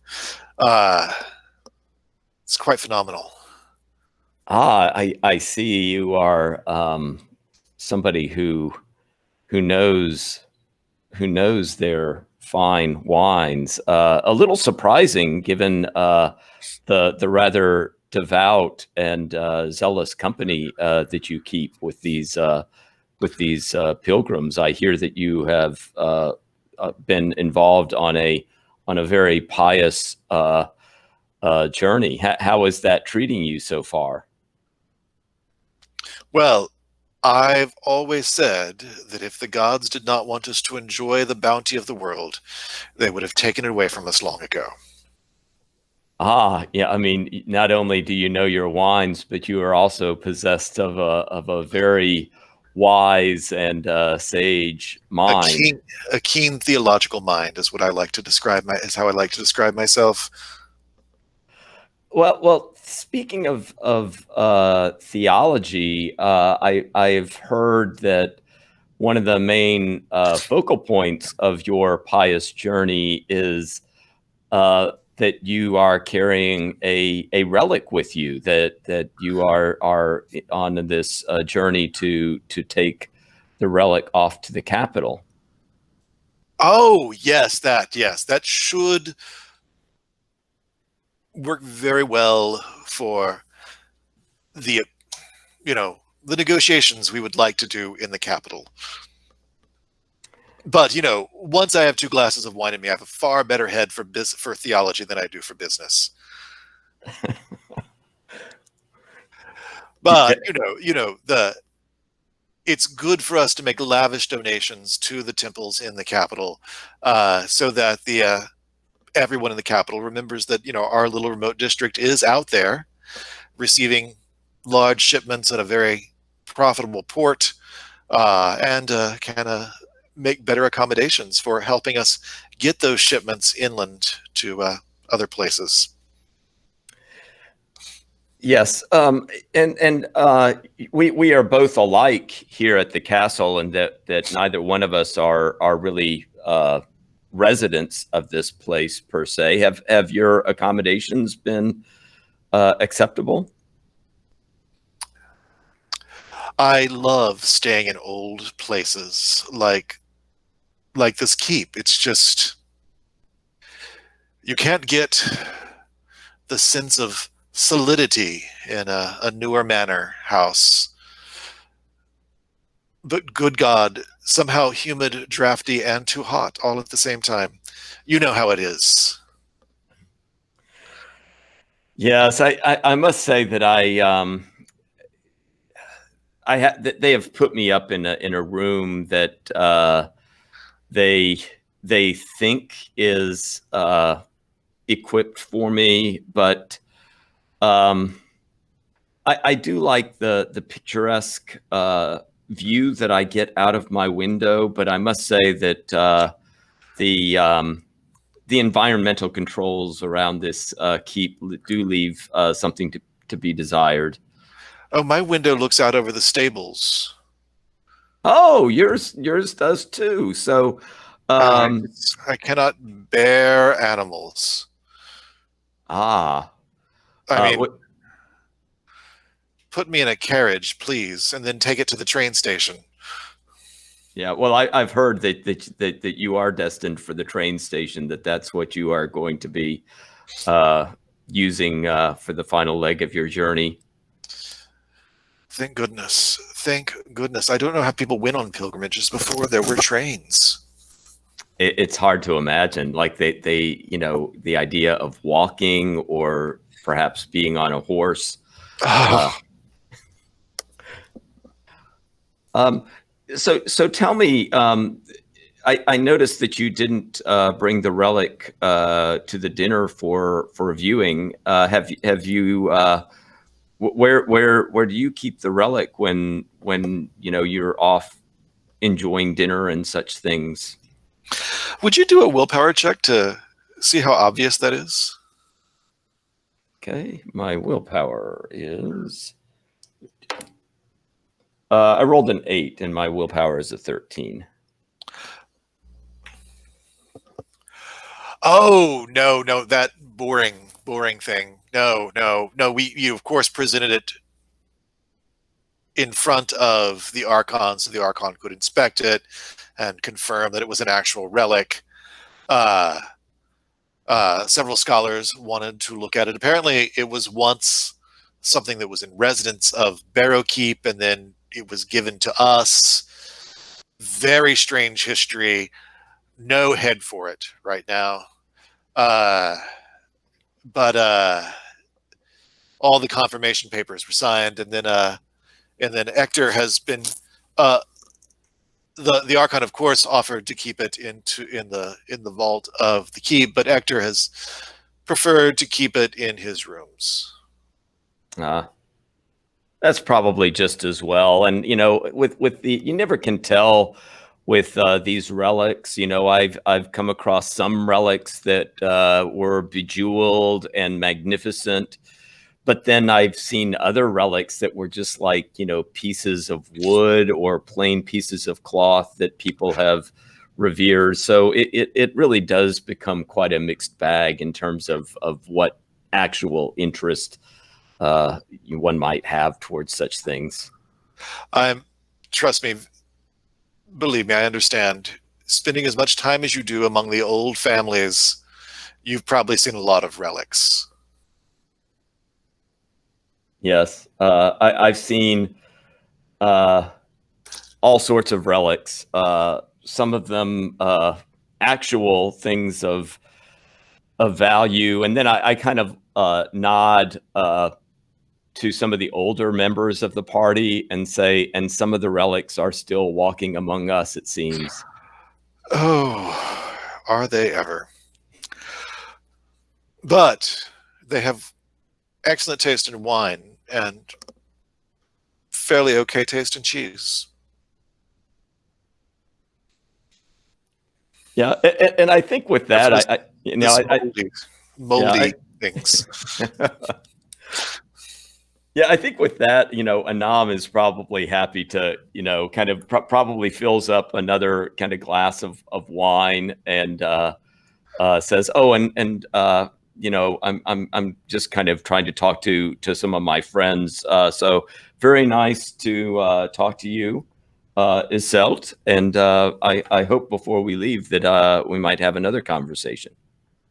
Well, I hope so. It's been so charming to meet you. Lucy, everybody else has had a chance for a conversation. Is there anything you would like to do before I ask you what your plan is? Aside from trying to swipe as much cheese and wine and tobacco as they can. Yeah. That's the Lucy's only goal at the moment. Cigar or pipe?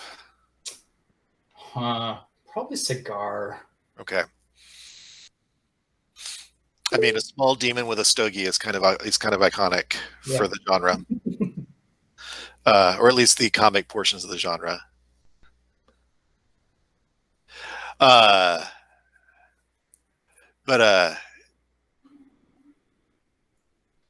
what is your plan? We've got about 40 minutes. What is it? I think you're all on plan recover the relic.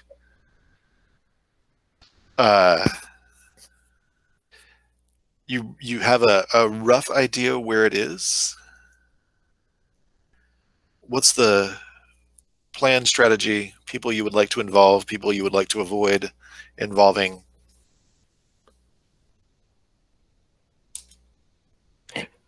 One question. I mean, do taking a look outside, do I see? Because Lucy had revealed the eye floating above the eastern tower. Is there any sign of some strange star type thing out there?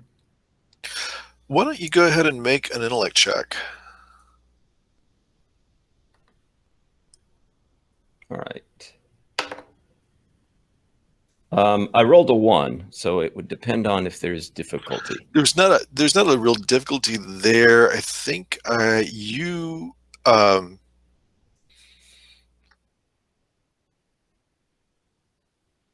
having trouble pinpointing it, but eventually see it, or what you think Lucy may have been talking about. And do you, now that you're really looking at it, it's less like specifically a star and more like the light of a dirigible that's hovering or floating, except it's not. Normally there would be multiple lamps hanging off a dirigible, and there's just one. Is what it looks more like to you. But there's no like, dirigible blocking out the stars above it that would give it away as a. But that's sort of more what you think of when you see it and look at it closely. It's clearly positioned at a point.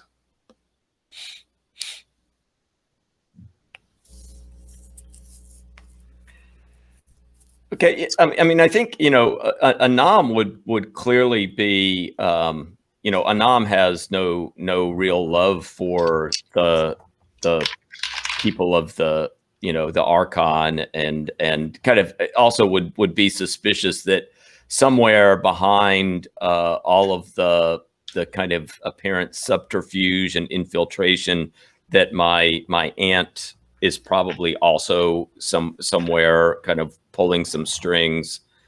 And yeah, I mean, I think Anam would hearing especially what Lucy had passed on, would be kind of saying, I would certainly be more than willing to pull off some type of, if we were able to get our hands on that relic, I think it would be intriguing to see the ambassador, although seems kind of like not what I would necessarily call such a person, but call them whatever they want to be called. So the ambassador, it is. I would be certainly happy to assist.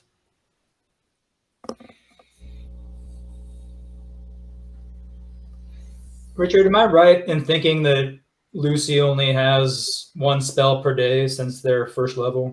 No, that would be true if we were playing Old School Essentials, but we are playing Sharp Swords and Sinister Spells. So as long as you keep succeeding on checks to cast spells, you have spells. You can lose that spell for a day or all spells for a day on a failure, depending on the degree of failure. Gotcha.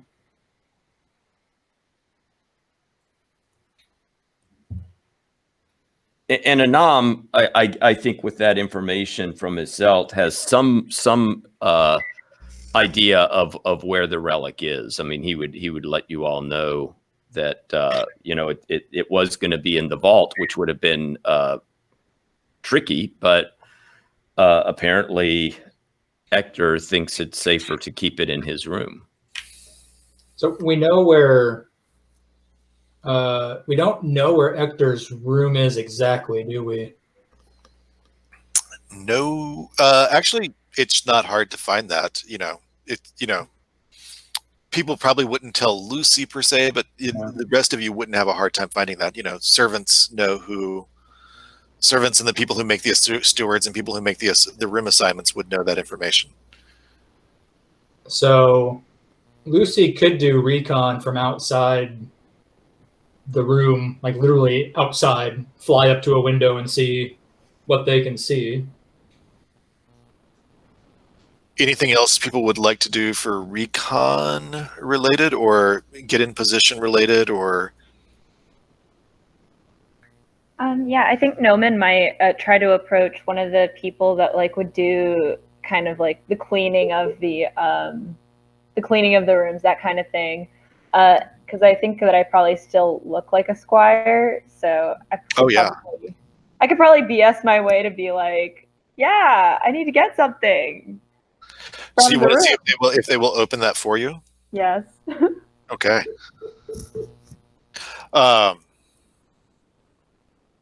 The stakes are moderately high because if your attempt to BS fails, they will probably both remember you and possibly point people at you. But okay. It's certainly worth trying. You're good at that. Sort of like faking your way. Esh, anything you would like to do? I don't think that I want to be seen doing this, in part because I think I can be linked back to Ilias, and I think that would be bad. And I think that my priority remains figuring out what's out in the woods. And so I think I'm interested in figuring out our escape plan. So how do we get out of here with this object? So if that means coordinating with Germont, or if the dirigible is a dirigible or something, I think I need to divine that information. Well, and I think Anam would have one possibility, which is that Anam feels like he could probably get some horses out of the stable and lead them quietly. I have a way with horses. I'm kind of horse whisperer, and I could probably keep them very kind of quiet and calm to a good location just outside the wall, so that if we were able to get the relic, we would have some horse transport available.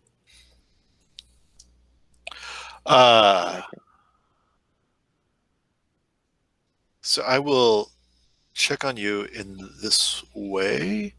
Let's start with Lucy. Lucy, you wanted to fly up and see, kind of perch on the windowsill and see what you could see in the room while the party is still kind of going on downstairs, correct? Yep. The room is a floor down, but not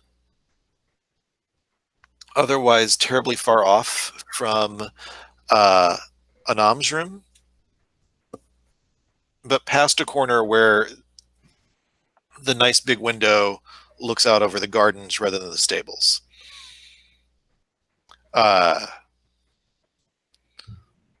So there are lots of people below you. So I think it's, since, as they chat, they drift out to the garden. It's spring. It is a pleasant evening. And so I'm going to have you make an agility check just to sort of get up there without calling too much attention to the fact that there's something large. People would not necessarily be able to spot you, but they would be able to spot something kind of flapping around and then moving up.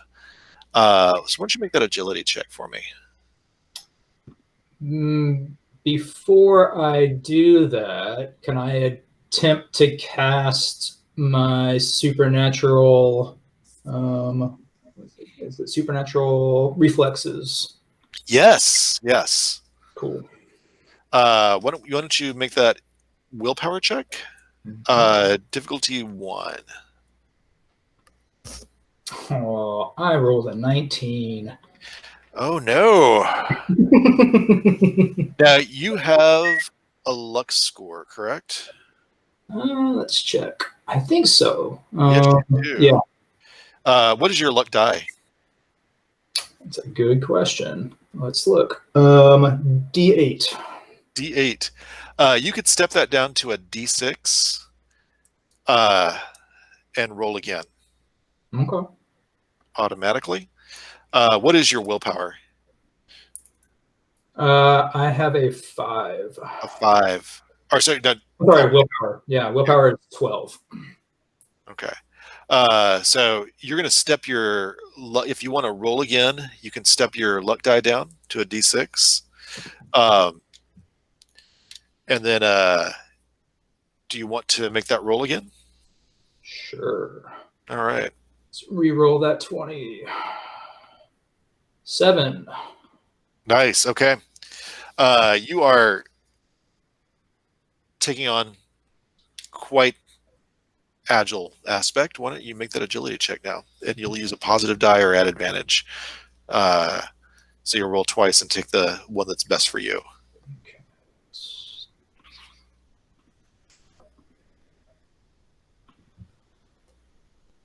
8 would be the best one. 8 would be the best one for you. All right. You very, very gracefully, without making hardly any noise. You can hear yourself. People probably who knew you were there would probably listen to it, but no one below seems to be bothered by any sound as you gently land on the windowsill. And real quick, make an intellect check for me. Okay. Let's do...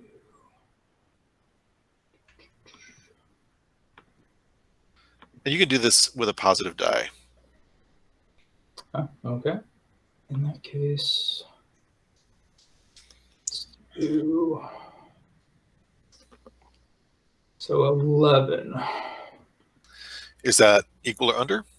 I believe it is equal. Perfect. Yeah. You see Gurmat in the guise of a waiter, sort of lurking behind a shrub in the garden below, Okay. kind of spying on things. You suspect looking for you and Esh. So you're on the windowsill. You're looking in the room. Is there anything particular you're looking for? We didn't get a description of this thing, did we? Well,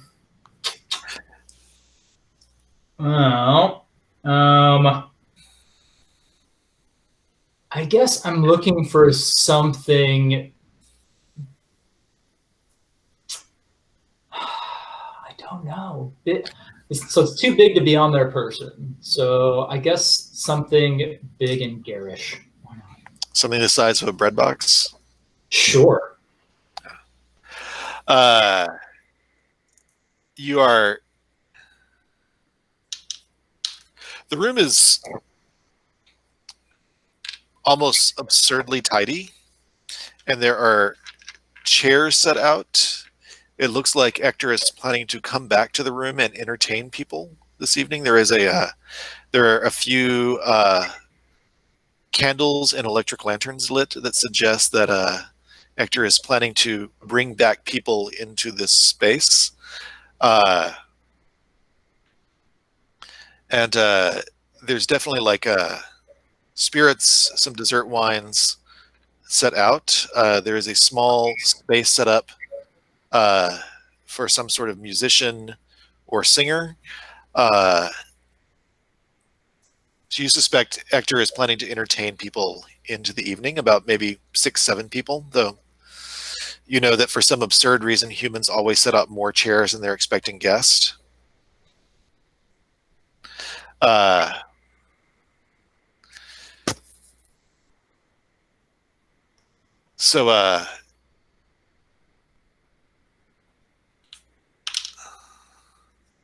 you don't see anything. You see a doorway to a sleeping chamber, and maybe another doorway to what would be a little writing desk area.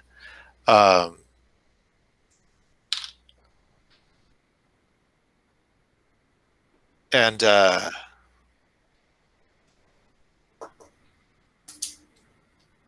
you see sort of a higher open window that would probably be like the venting chamber for the sleeping chamber, or the venting window for the sleeping chamber would let, hot air out, cool air in,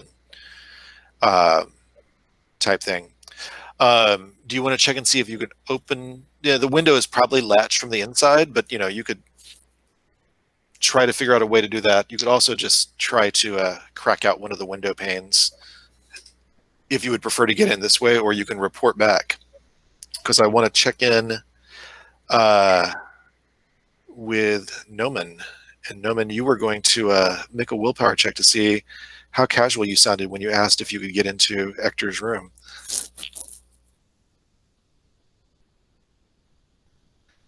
How'd you do?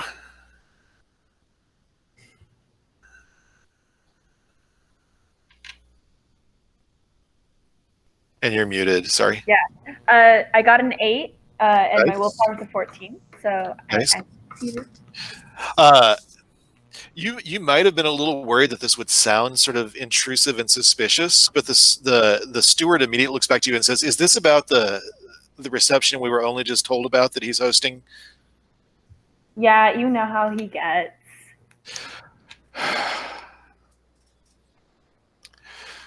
And all right, don't tell anyone I let you in, and let me know when you're out of there so I can lock it back up so that we don't get yelled at for anything. And what were you going to pick up or do? Looking slightly flustered. Oh yeah. He requested a very specific kind of cloak for this evening that he left in his room. You know how those kind are. It's not even cold. It's not even cold. What does he want a cloak for? Anyway, they take it, they open it. Just let me know when you're out of there so I can latch it back, since only he is supposed to have the key to his private chambers. No, of course. Us underlings gotta watch out for each other. Right. All right. They open it. You see much the same thing Lucy did. Lucy, you see the window. You see the door open.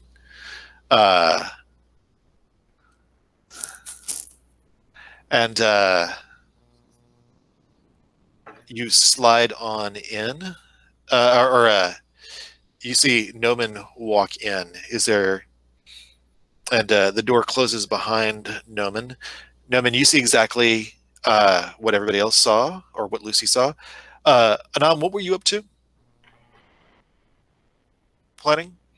Anam was planning to visit the stables and gather up some horses and have them at the ready if the relic is successfully stolen. We would have horse transport available to us.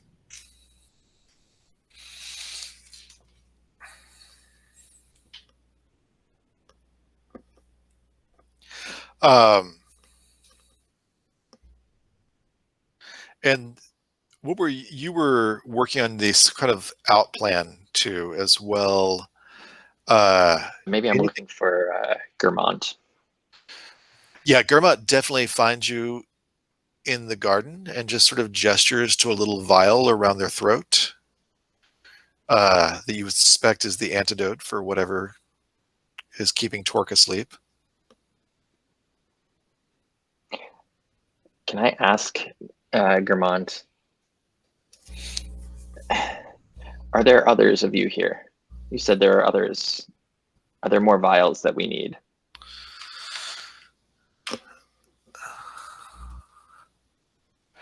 Are there more vials that you...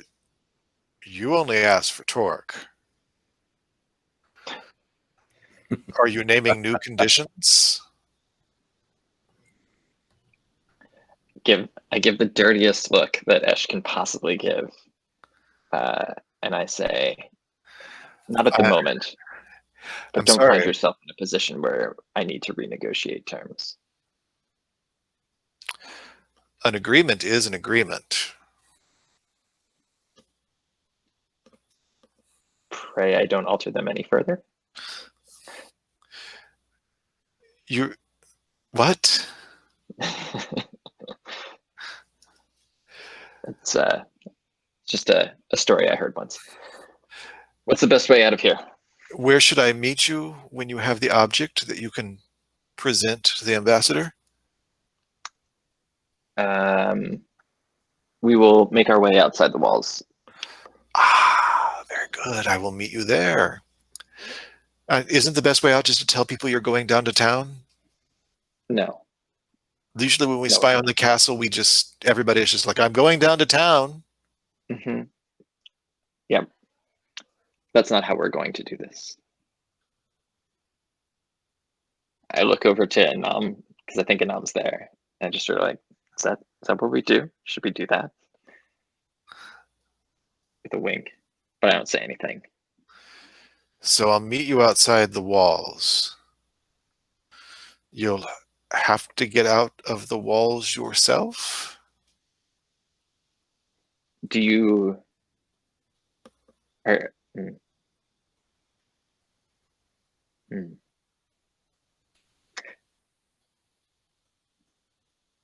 Is this okay? Table talk. Is this going to work? Is that a successful strategy that we do? Oh yeah. You can just saddle up horses and tell people you're going to for getting out of the walls.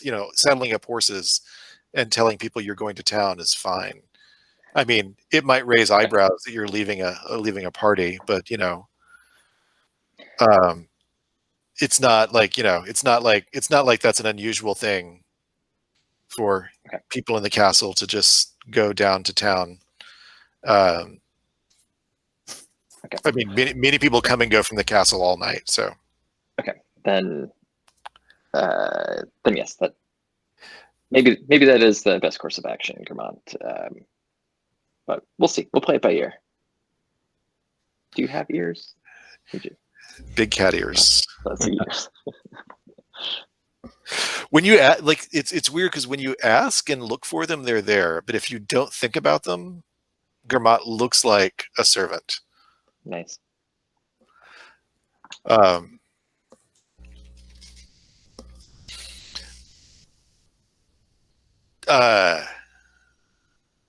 But as soon as you think about cat ears, you see the cat ears.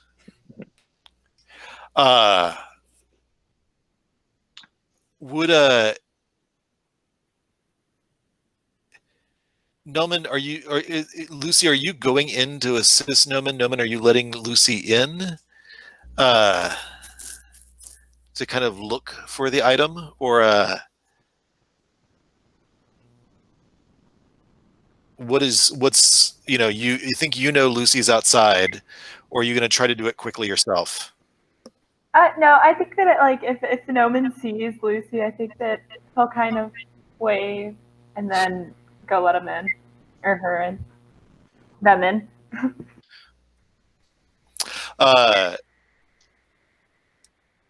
So here's what I'd like to do. Both of you have a luck die, correct? Noman, as you're searching, let's start with your luck die and just roll it and tell me if you get a 1, 2, 3. If you get above a 1, 2, 3, sorry, if you get above a 1, 2, 3.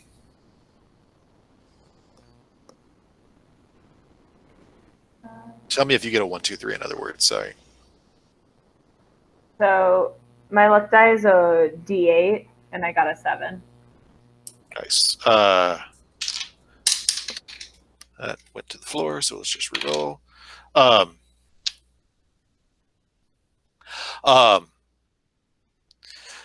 You notice that unlike the main area, the receiving area, the writing area is pretty empty. it's a temporary residence anyway, and he's clearly not handling a lot of correspondence while he's here. There's a few telegrams and letters there, but nothing that would be suspicious in the drawers. The bedroom is in utter disarray. Clearly, he's a guest and clearly expects other people to come in and kind of clean up after him, because everything is just sort of tossed around. Clothes are just sort of tossed around. Bedclothes are tossed around. It's the bedroom is in utter disarray. Would you think something most likely is missing from anything missing is probably anything hidden is probably hidden here. And either you or Lucy may make one more luck check and tell me if you get a 1, 2, or 3.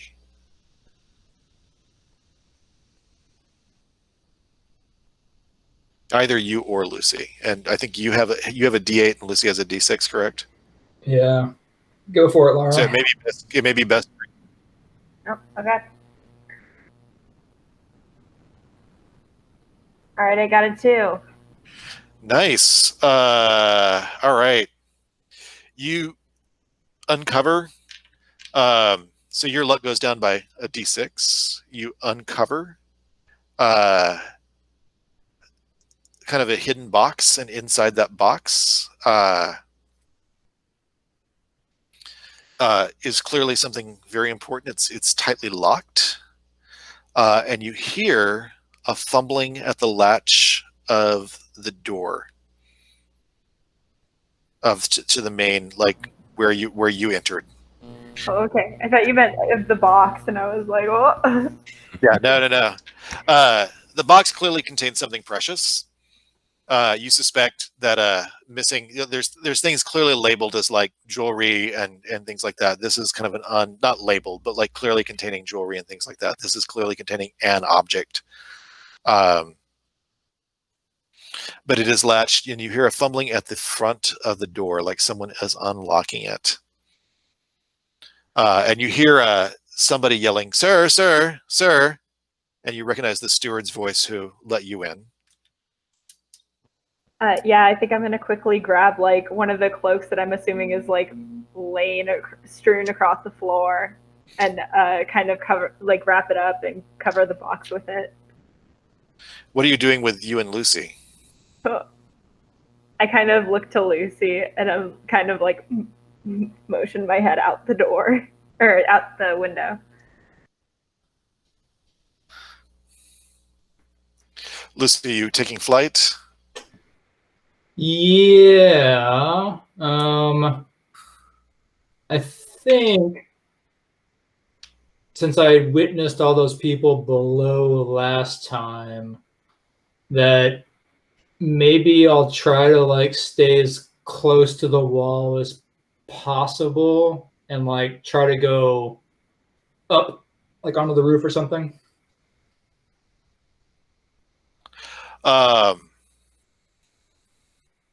So you're going to go out and sort of loop back up onto the roof. Yeah. So instead of try to like stay too quiet to go back down. Nice. Yeah. Would you have both D6s now? Would one of you make that luck check again and tell me if you get a 1, 2, or 3? Laura, do you feel lucky? Why don't you give it a shot this time? I don't know. I'm feeling a little iffy. D6 it is.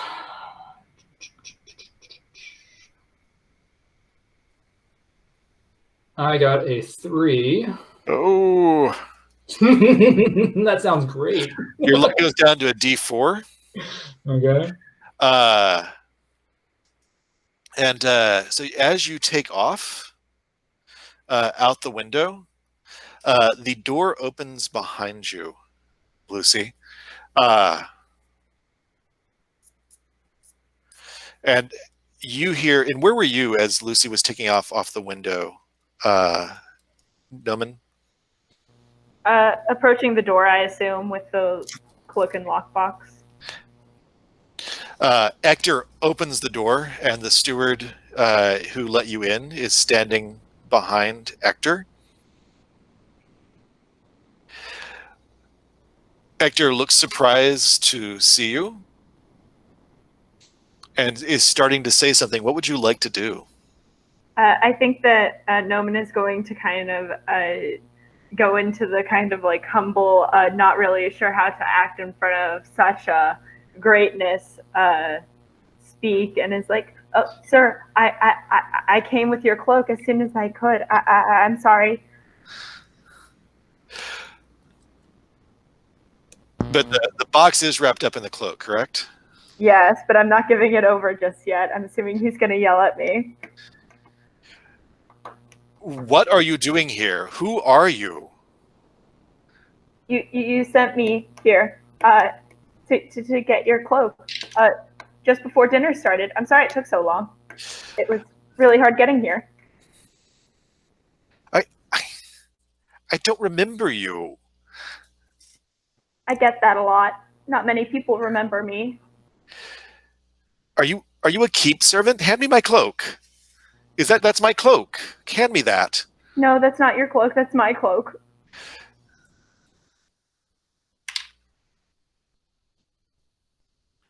That looks very much like my cloak. Well, it's not. At what point do you want to bolt? Sooner rather than later. Would you make an agility check just to sort of duck and run? All right, I got a 6 and my agility is 11.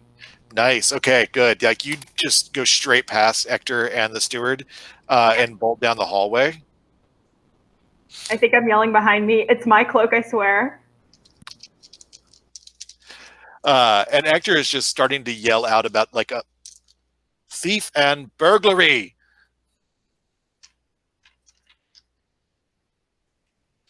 But with that one, let's get you all out to the yard.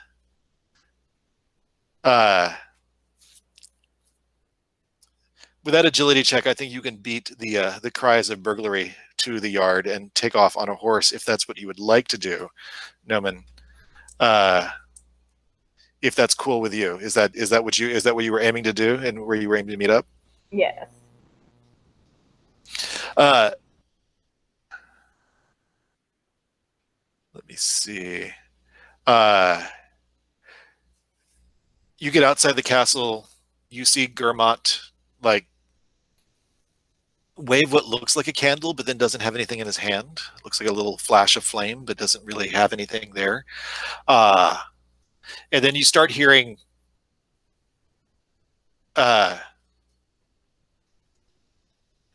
disarray in the castle behind you. And running around and people calling for closing the gates. You're outside the lantern light of the immediate gates, though, so you've got some space. Do you explain anything, Noman, or are you just kind of? No, I just kind of pat the box.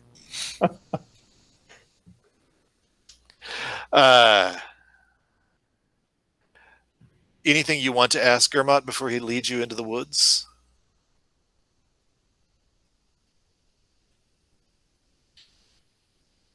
He's snide.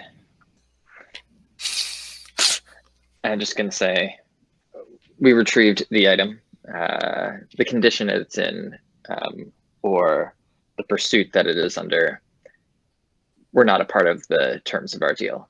We should be going. Are you sure that box contains the item? I don't even look at Noman. I just nod. I think if Noman says yes, I'd like hold up my hand like.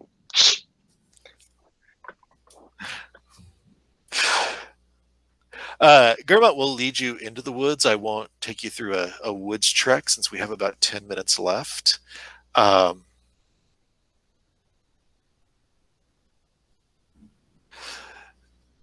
at some point, Esh, you recognize the road you're on from the dream. You recognize the riders, the path the rider was riding. You are not the riders in your dream, but you were going along the same path. And you go past the village, around the edge, the old abandoned village, into the tree line, and your horses have to go pretty quietly and slowly. They are also pretty skittish. If you did not have a nom here, they might have bolted. But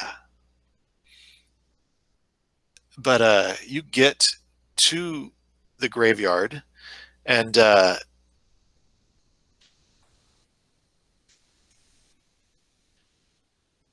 sitting on top of a old mausoleum, surrounded sort of by what look a little bit like keep guards, but have a different sort of armor. Though they all have very human faces. They don't have helmets. They all have very human faces. The armor looks more antique. It's still sort of a combination of leather and small bits of metal, decorative bits of chainmail, but it looks more. This sort of very showy style of armor would have already been dated and unusual at the time you were alive, Noman. You were already pretty far from needing to have these sort of metal plates on things, but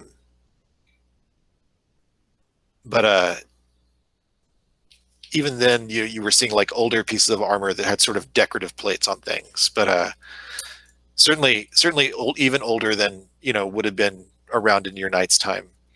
But this is what they are all wearing, and they're sort of standing rather stolidly as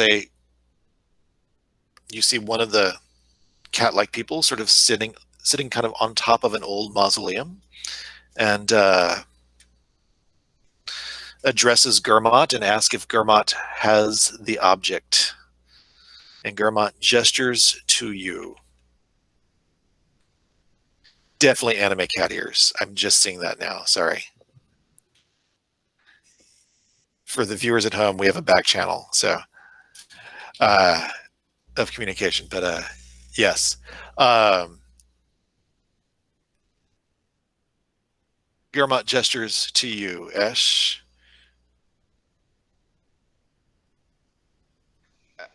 I think I have a million questions. So I think I ask, what is this place? Who are you? What is this relic? Why have you infiltrated the castle? Let's start there. Answer however many you think that you can in the next 3 minutes, 5 minutes. Well, what's your willpower? 11. 11. Right. All right. Are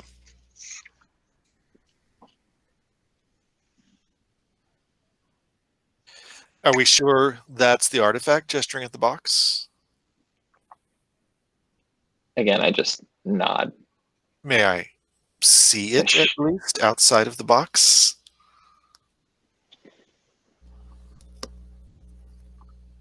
I'll turn to Noman. He can make that decision. I think that I'm going to maybe like walk up to the person sitting on the mausoleum and say, why? Why what? Do you not trust us? Can't you feel it? And then I rattle the box. I hope it's made of glass.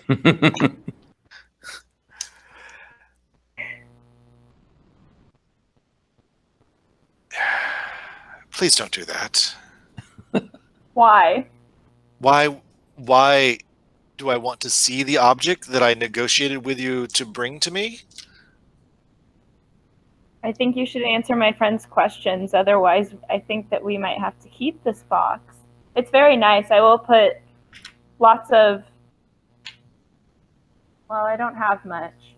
I can probably put some of the skulls and the catacombs in here. I'm sure that they will make lovely decorations for the relic.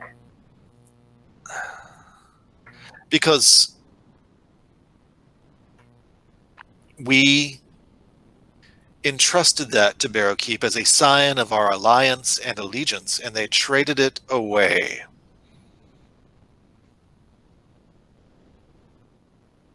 That's not very nice of them. No, some political alliance that was clearly more important than we were.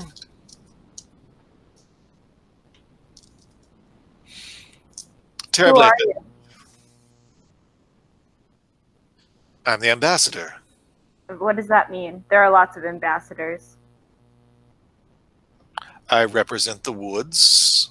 And here they say again the name that you had trouble pronouncing, and saying that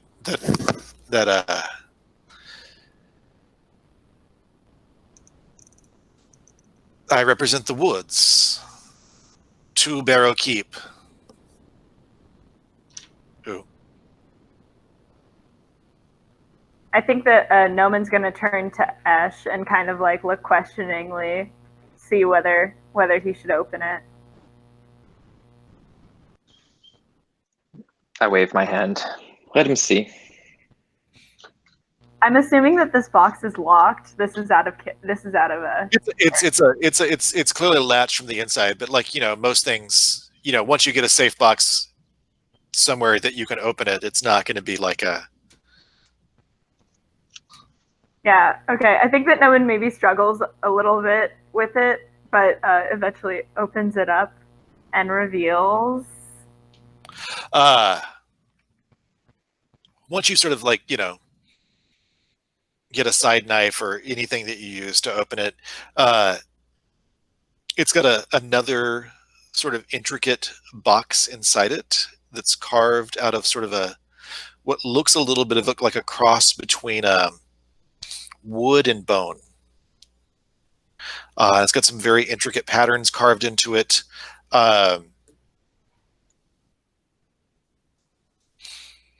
There's a small latch on that sort of inner box, and the ambassador sort of reaches out to sort of like just kind of touch it almost reverently.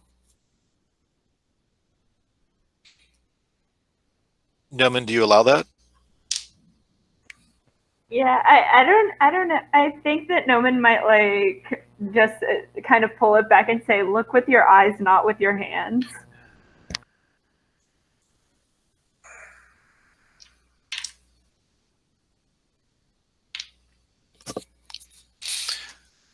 Do we have a bargain?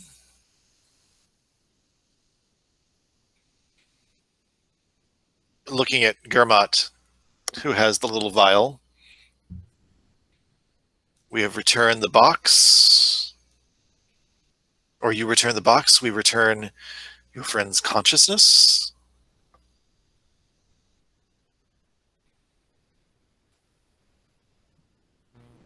I think Noman slowly nods and then kind of looks to his companions to make sure he's doing the right thing and is like slowly walking towards. Would you gestures for Gurmat to hand you the vial?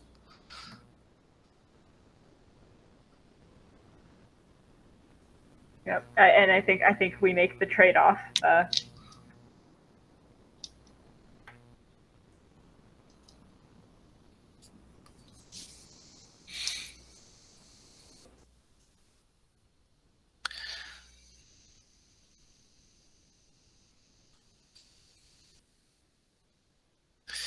It is so sad to me that our relationship with Barrow Keep did not endure. But now that this has been recovered, the bitterness has somewhat gone out of that sadness. Your Does cooperation. not need to end here.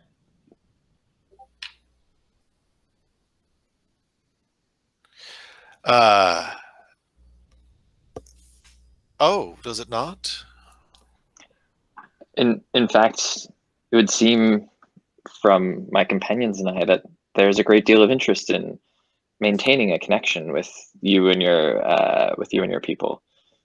Perhaps not under the old terms, and this apparently is a sign of a closing of one chapter, but maybe the beginning of another. Do you have letters of introduction from your Archon saying that you can negotiate on her behalf? Let's say yes. Can you show them to me? No, not at the moment. Well, Obviously, we were in quite a hurry, but perhaps future engagements. Show them to me. We will be quite delighted to welcome you as the ambassadors of your people. And how will we find you? Well, you got here one time, didn't you? This is your home? This is where you chill, as it were? We can make arrangements to rendezvous here again. Would midsummer be an appropriate meeting date for letters of introduction to be exchanged? Let's say yes. Then midsummer. Midnight? Midsummer. We will certainly do our best. Well, it would be unfortunate for people to not show up for an arranged ambassadorial meeting. And of course, it can't be a full ambassadorial meeting if you don't bring letters of introduction. Of course. Signed by the current Archon on her behalf. Or, if someone else appointed as ambassadors.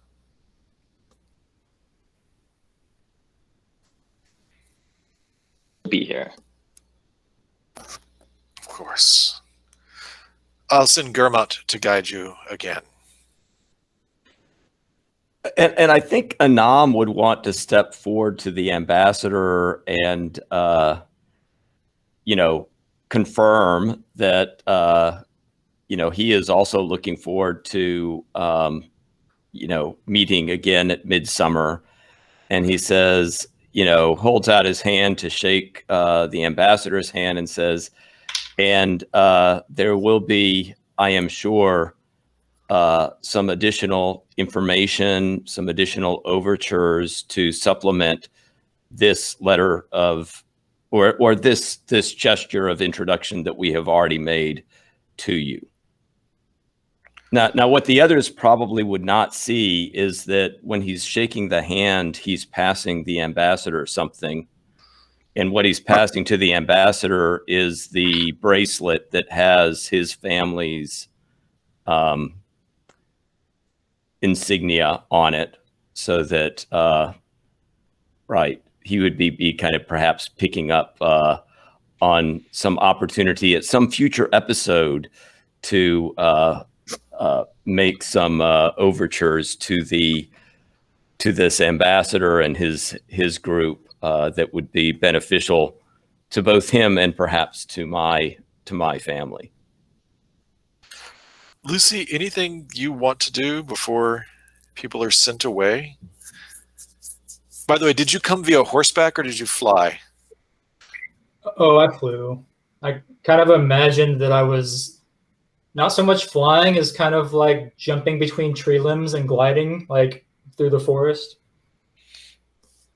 I don't think.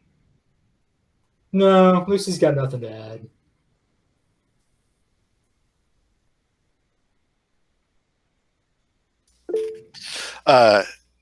They do look at you and Lucy, and it's just like, of course, we already have agreements. with your people. Oh, my people, huh? You're here on behalf of. Yeah. Uh-huh. Mm-hmm. Good to know. Good to know.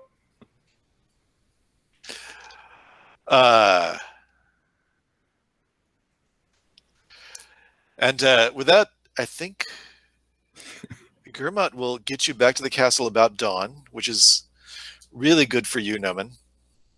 Since Hector is definitely looking for you. Any final sort of concluding scenes? Do you guys want to do like a closing, like a last time we see you in this episode as a, after sunrise, starting with Lucy, maybe? If you need more time, Ryan, let me know. No. Let's see. So I think You definitely have a vial that will revive Torque. yeah. So yeah, I think that's Lucy's kind of beelining back to the airship yard to revive Torque with that vial. Make sure that whether it's going to wake him up or return his consciousness. It definitely seems to wake him up. It's when you open it, sort of a wispy vapor comes out and moves towards him, almost like a homing beacon. Like as soon as it kind of comes out and hovers and then sort of moves into him, and then after that the vial is empty, and Torque sort of comes to. Anything else you'd like us to see before you end the session? So I think like as soon as he comes to, like he's conscious, Lucy's gonna do a big old slap and be like, Torque, are you okay? And maybe that's like I lay down for a nap, and now I don't have any clothes, or not very many clothes, or where's my kind of wrapping blanket around himself? Well, you might want to sit down for this one. It's kind of a doozy. And camera pan out from that. Nice. Noman. Yeah, so I think that we see Noman kind of going down to the catacombs when they get back. And I think that we see maybe like the ghost of my knight's lover. And I think I maybe like kind of take her hand, and I think I remember her name now. I think her name's Celine. And I think that she's kind of beckoning me into the deeper into the catacombs. Nice. Esh. I think my scene is me like trying to do some research, and I'm preparing notes, and I'm trying to figure out what the best way is to approach the consort to figure out what our next step is in getting papers, ambassadorial papers. Nice. And Anam. I think what you do is you see Anam writing a letter on a very small piece of paper. I have Rivel waiting beside me with a little tube like attached to his leg. And I'm writing out a note asking for ambassadorial papers as well, but this would be asking somebody who is associated with one of my mother's loyalists to give me some ambassadorial papers. That there's an interesting discovery of another group close by Barrow Keep which I've managed to make contact with, and I write this out, roll it up, and also I include along with it in a small little vial a couple strands of hair.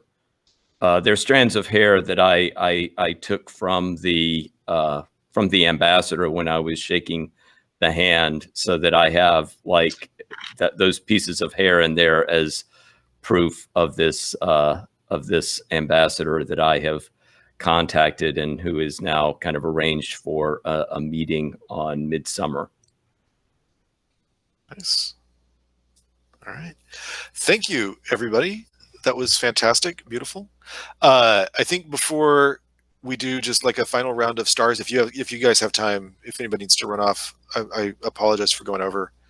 But I'd love to sort of do a screen share real quick so you can see sort of like what the scenario pack looks like. And again, these are not unique to me. Beyond the Wall sort of created this structure.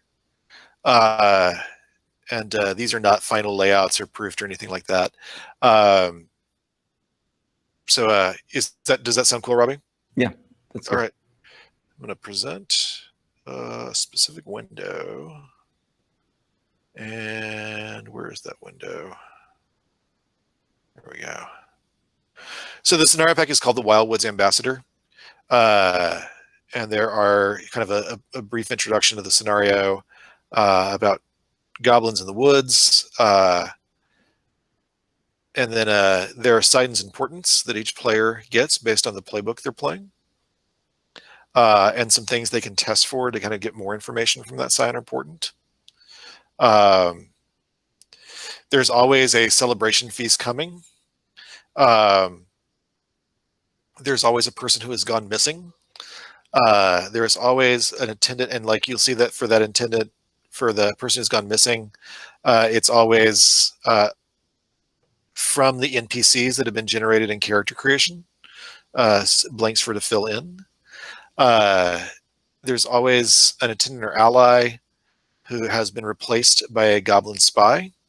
There is a space for rivals or people that are less friendly to you who go to search for the missing, accusing you or believing you to be guilty of inaction or lack of concern. There's a set of places that the ambassador will wait for you. There is a description of the ambassador that I didn't get much into because we barely had time to really kind of look at them. They look a lot like Lucy, except a slightly taller, more cat-like version of Lucy in this iteration. And then who is guarding the ambassador? And then there's stats there that people can look at. So that is sort of kind of what a scenario pack looks like.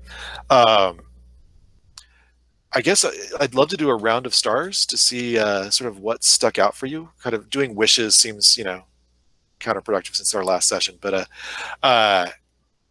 stars that stood out to you, and I'll let people kind of like volunteer. I won't call on anybody, but I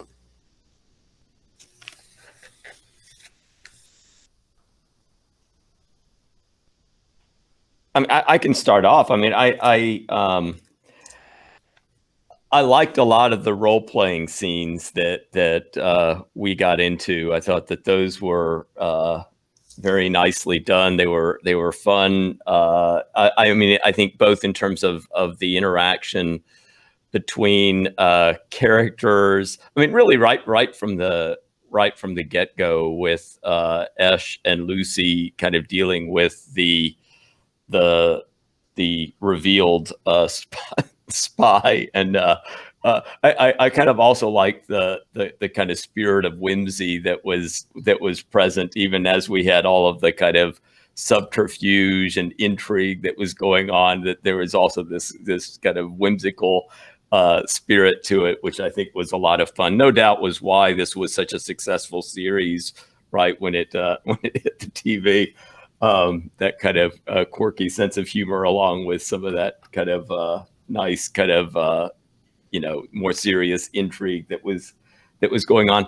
I also, in terms of the scenario pack, one thing that I really like about it is that there are a lot of strands that are going on in there, and some of those strands might get connected within the session, but it seems like some of those strands don't necessarily get connected. I mean, you have the sense that there are a lot of moving pieces in the keep, and that you're kind of used to the idea that like you have all these different individuals and parties and factions that are operating, and so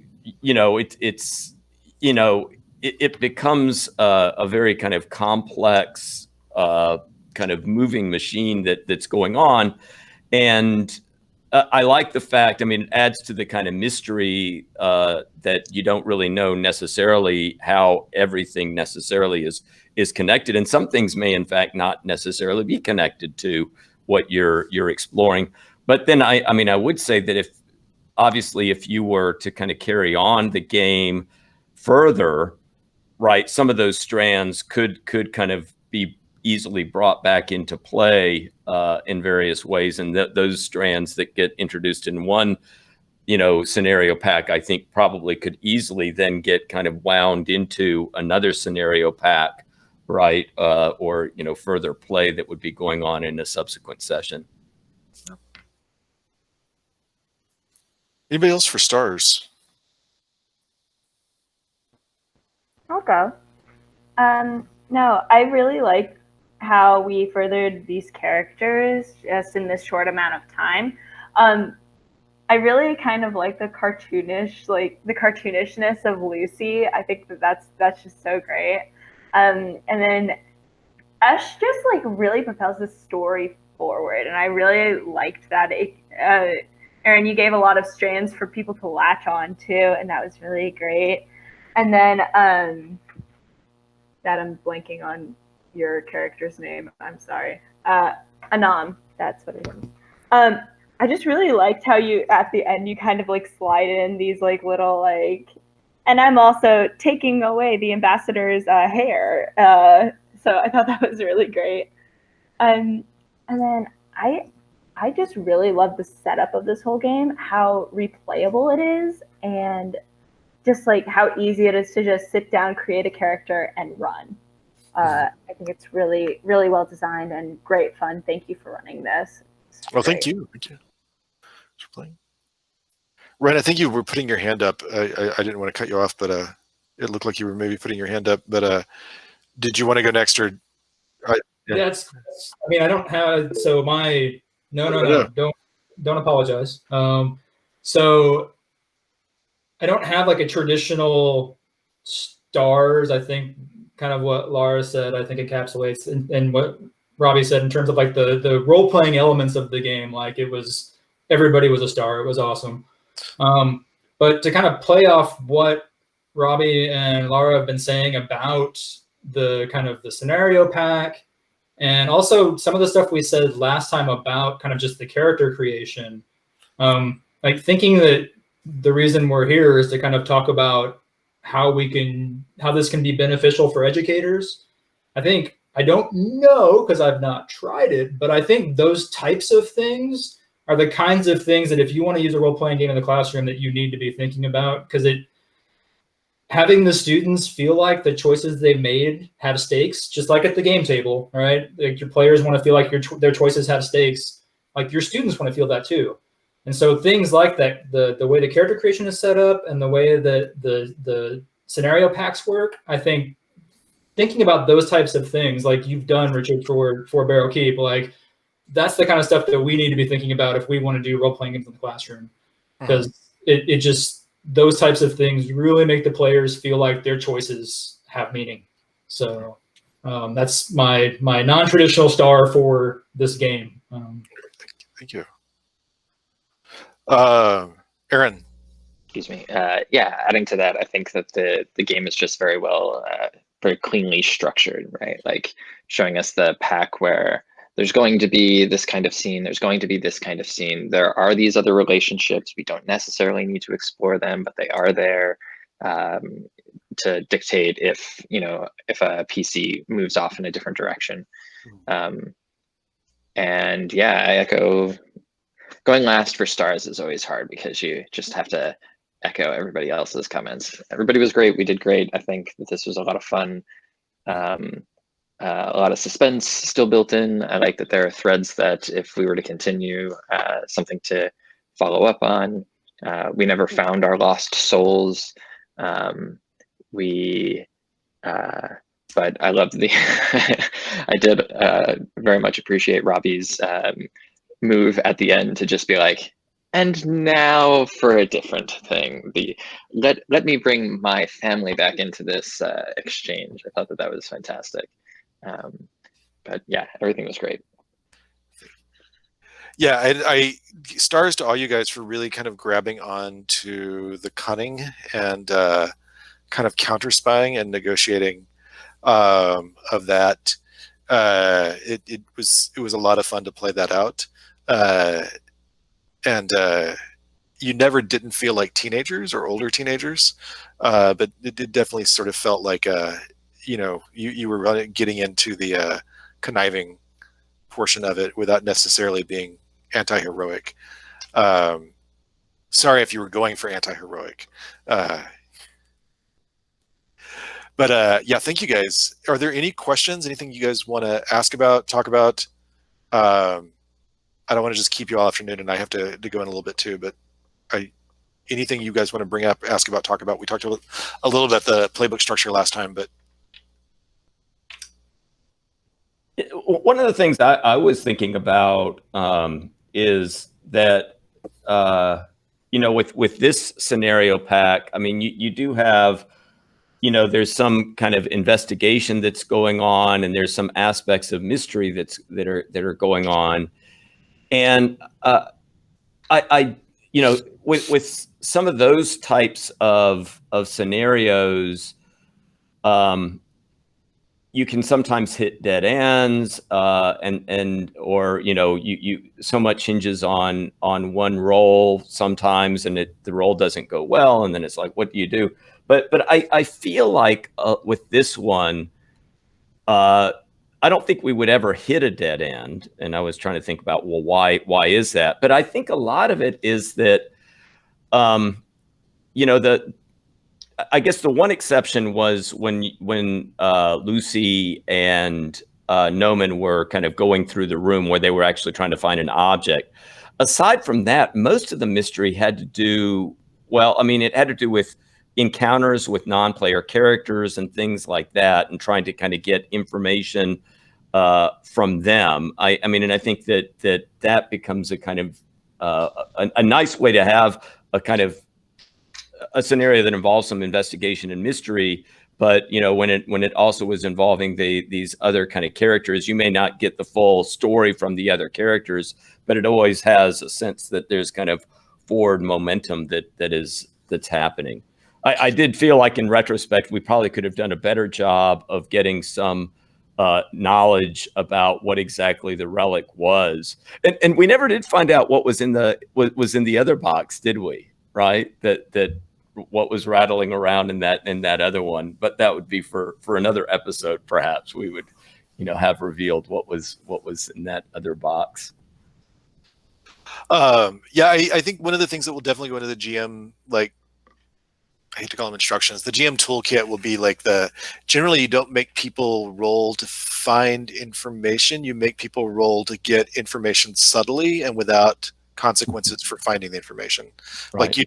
Like no one notices that you're looking at maps going into the forest, or no one who should not notice that, notices it, and no one notices, that you're asking specific kinds of questions. Or looking at specific kinds of books that you never get the wrong attention, so there's no consequences for your investigation, because it's really not a lot of fun to just hit dead ends in a mystery. I know a lot of people who will pitch the idea of hitting dead ends in the mystery in theory, But usually what they really come back around to are things that have like hard consequences for not investigating fast enough. You know, the classic Call of Cthulhu issue where like you can spend 4 hours never finding anything about Cthulhu or anybody else, and then the world ends. Yeah.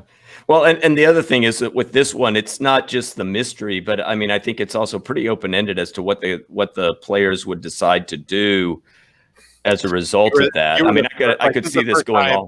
Playing it that the relic has come up as the reason that the goblins are angry at Barrow Keep, and so this is the first opportunity to have a heist. So, I think last time I played, there was somebody staged Summerfest or Springfest to discover who the hidden goblin was.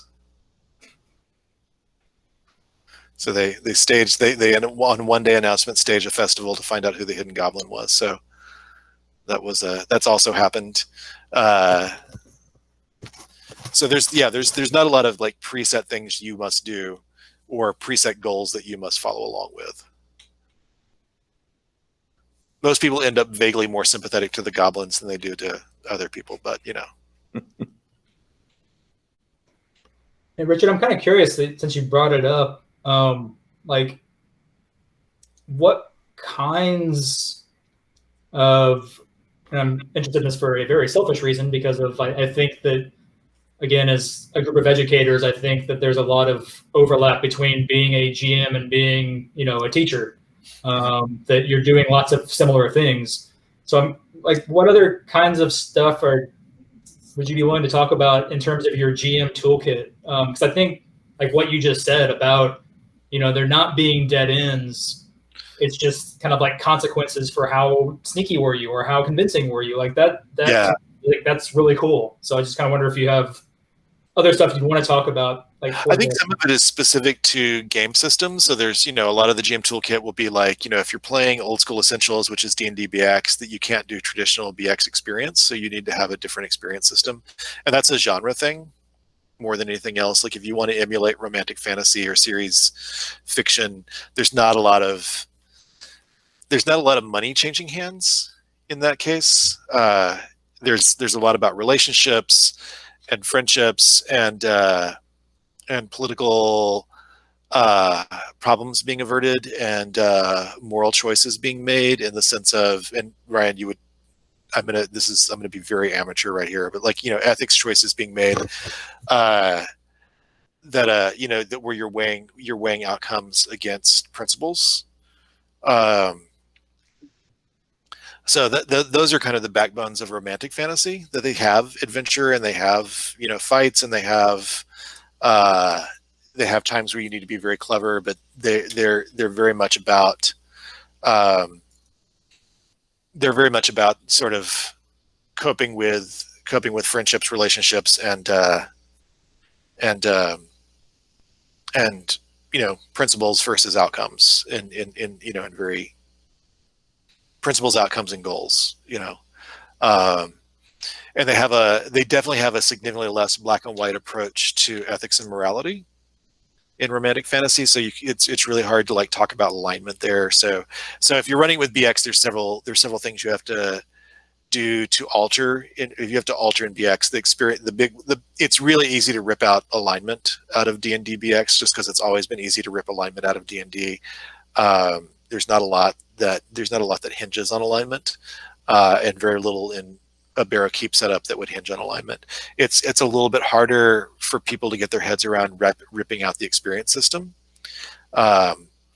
And it's less ripping out the experience system and more like putting a tool in place that emulates the experience system without things that easily add up or get easy point values. The nice thing about gold for treasure or gold for XP is it's really easy to count. Gold has like specific things that translate to point wise. And then you can do cool stuff with it. Hamza Kazmi has proposed systems where like, you don't get experience for gold until you reinvest it back into your communities that you're part of, which is really, kind of adds a really cool dimension to it. But that's not a romantic fantasy direction. That's a big sort of social fantasy direction, which is like a related but distinct genre that comes out in like Hydra Cooperative's projects really, really coolly. But Hydra also has a lot of wargamers in it, so they're very interested in how groups in society structure, and how they sort of talk to each other and relate to each other. So they're very interested in like big groups and how big groups function, and like if it's also Humson's immigration attorney, and Chris Katalik is a labor organizer. So in addition to being wargamers, they both function in terms of like how do big groups and structures relate to each other. So there's just that sort of shaping sort of what Hydra does, and I think there's kind of a social fantasy sort of subgenre that's quietly been out there and never been sort of distinctly marketed the way romantic fantasy or epic fantasy have been. That sort of is a genre, sort of is a genre pointer. But in romantic fantasy, it's really hard to do those things. So I think for me, there's a little bit of like, let's talk about the genre pointers that we want to get to. A little bit like Dungeon Crawl Classics really kind of led the way there. They're like, but how do we play D&D where we're really like focusing on the weirder parts of Appendix N?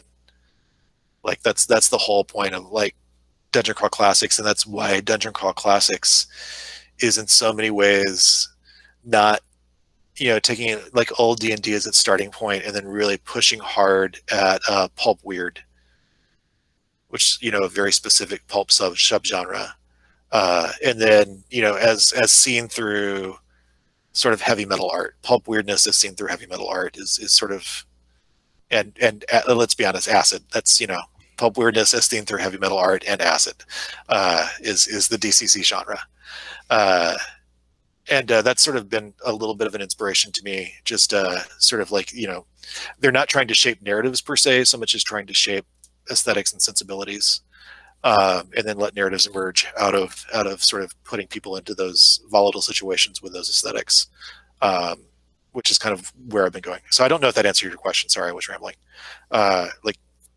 No, it totally does. Like I was just curious what other sorts of like tips were in your GM toolkit. And yeah. Focus on yeah, and I think that's a little bit talking about not trying to focus on a narrative, letting narrative there's definitely like I'm not a big theory person. RPG theory usually sort of gives me a headache, but I think one of the few pieces that I really sort of grab onto is that narrative is always past tense. I mean, not always. We all structurally know narratives that are present tense, but adventure narratives generally past tense, and they are reinterpretations of events that happen to the characters, and some of the most interesting early adventure fiction, and I think one of the reasons Lord of the Rings was such a breakthrough piece is that it's framed as a history of things that actually happened. I mean, we all know that it actually veers off into the novel genre pretty heavily in ways that a historian or even a chronicler probably would not ever do. Though surprisingly, old ballads do that a lot, more than people give them credit for. But so there's this sense of positioning of the narrator as a historian's voice, and the RPG is that first person experience of actually making the decisions in the moment. So it's, in a sense, you're not telling a story; you're laying the groundwork for a story to be told. Is kind of the theory toolkit I'm grabbing onto for talking about this, so I think. There's RPGs I've had a lot of fun with, but give less freedom because they're trying to set up a story that's already in past tense in a lot of ways, like where the outcomes can only go one direction, and they lose that part of the narrative that surprises the characters in the narrative, which I think a lot of some story game structures have struggled to emulate is that like those moments in narrative when characters are surprised by the outcomes or things do not go the character's way for reasons that actually don't disturb the reader, but are hard to explain why, largely just as like life is tough, Mm-hmm. And they're not like, to the characters in the moment, they're not good outcomes or things that are satisfactory. They're things that become satisfactory after they've reflected on and sort of seen that they survive or mourn the people who didn't survive. So I think that's going to be a little bit in the GM toolkit. And there's some things I'm still sort of like, I've only got 32 pages and I've already got like, I'm probably going to get to like 46 pages, somewhere between 40 and 46. So there's going to be a little bit of elements of the playbooks in there. I need to record like the full playbooks wouldn't be in there because I think I talked last time about like I hate to like put a zine that has a bunch of reusable stuff or stuff that has to be printed and consumed as part of the zine. So like I'd rather have that as a digital attachment to the zine. But like the classes that are rewritten or revised need to be in there, and then the archetypes for sharp swords and sinister spells that are rewritten and revised need to be in there. That's sort of an enduring reference point. So I'm kind of struggling with like, in a zine format, how much are we going to include? And then clearly we need to talk about the keep. Abigail has done some beautiful like partial maps. We want the keep to be nebulous, but we've done partial maps so that people can imagine what does an aristocrat's apartments in the keep look like.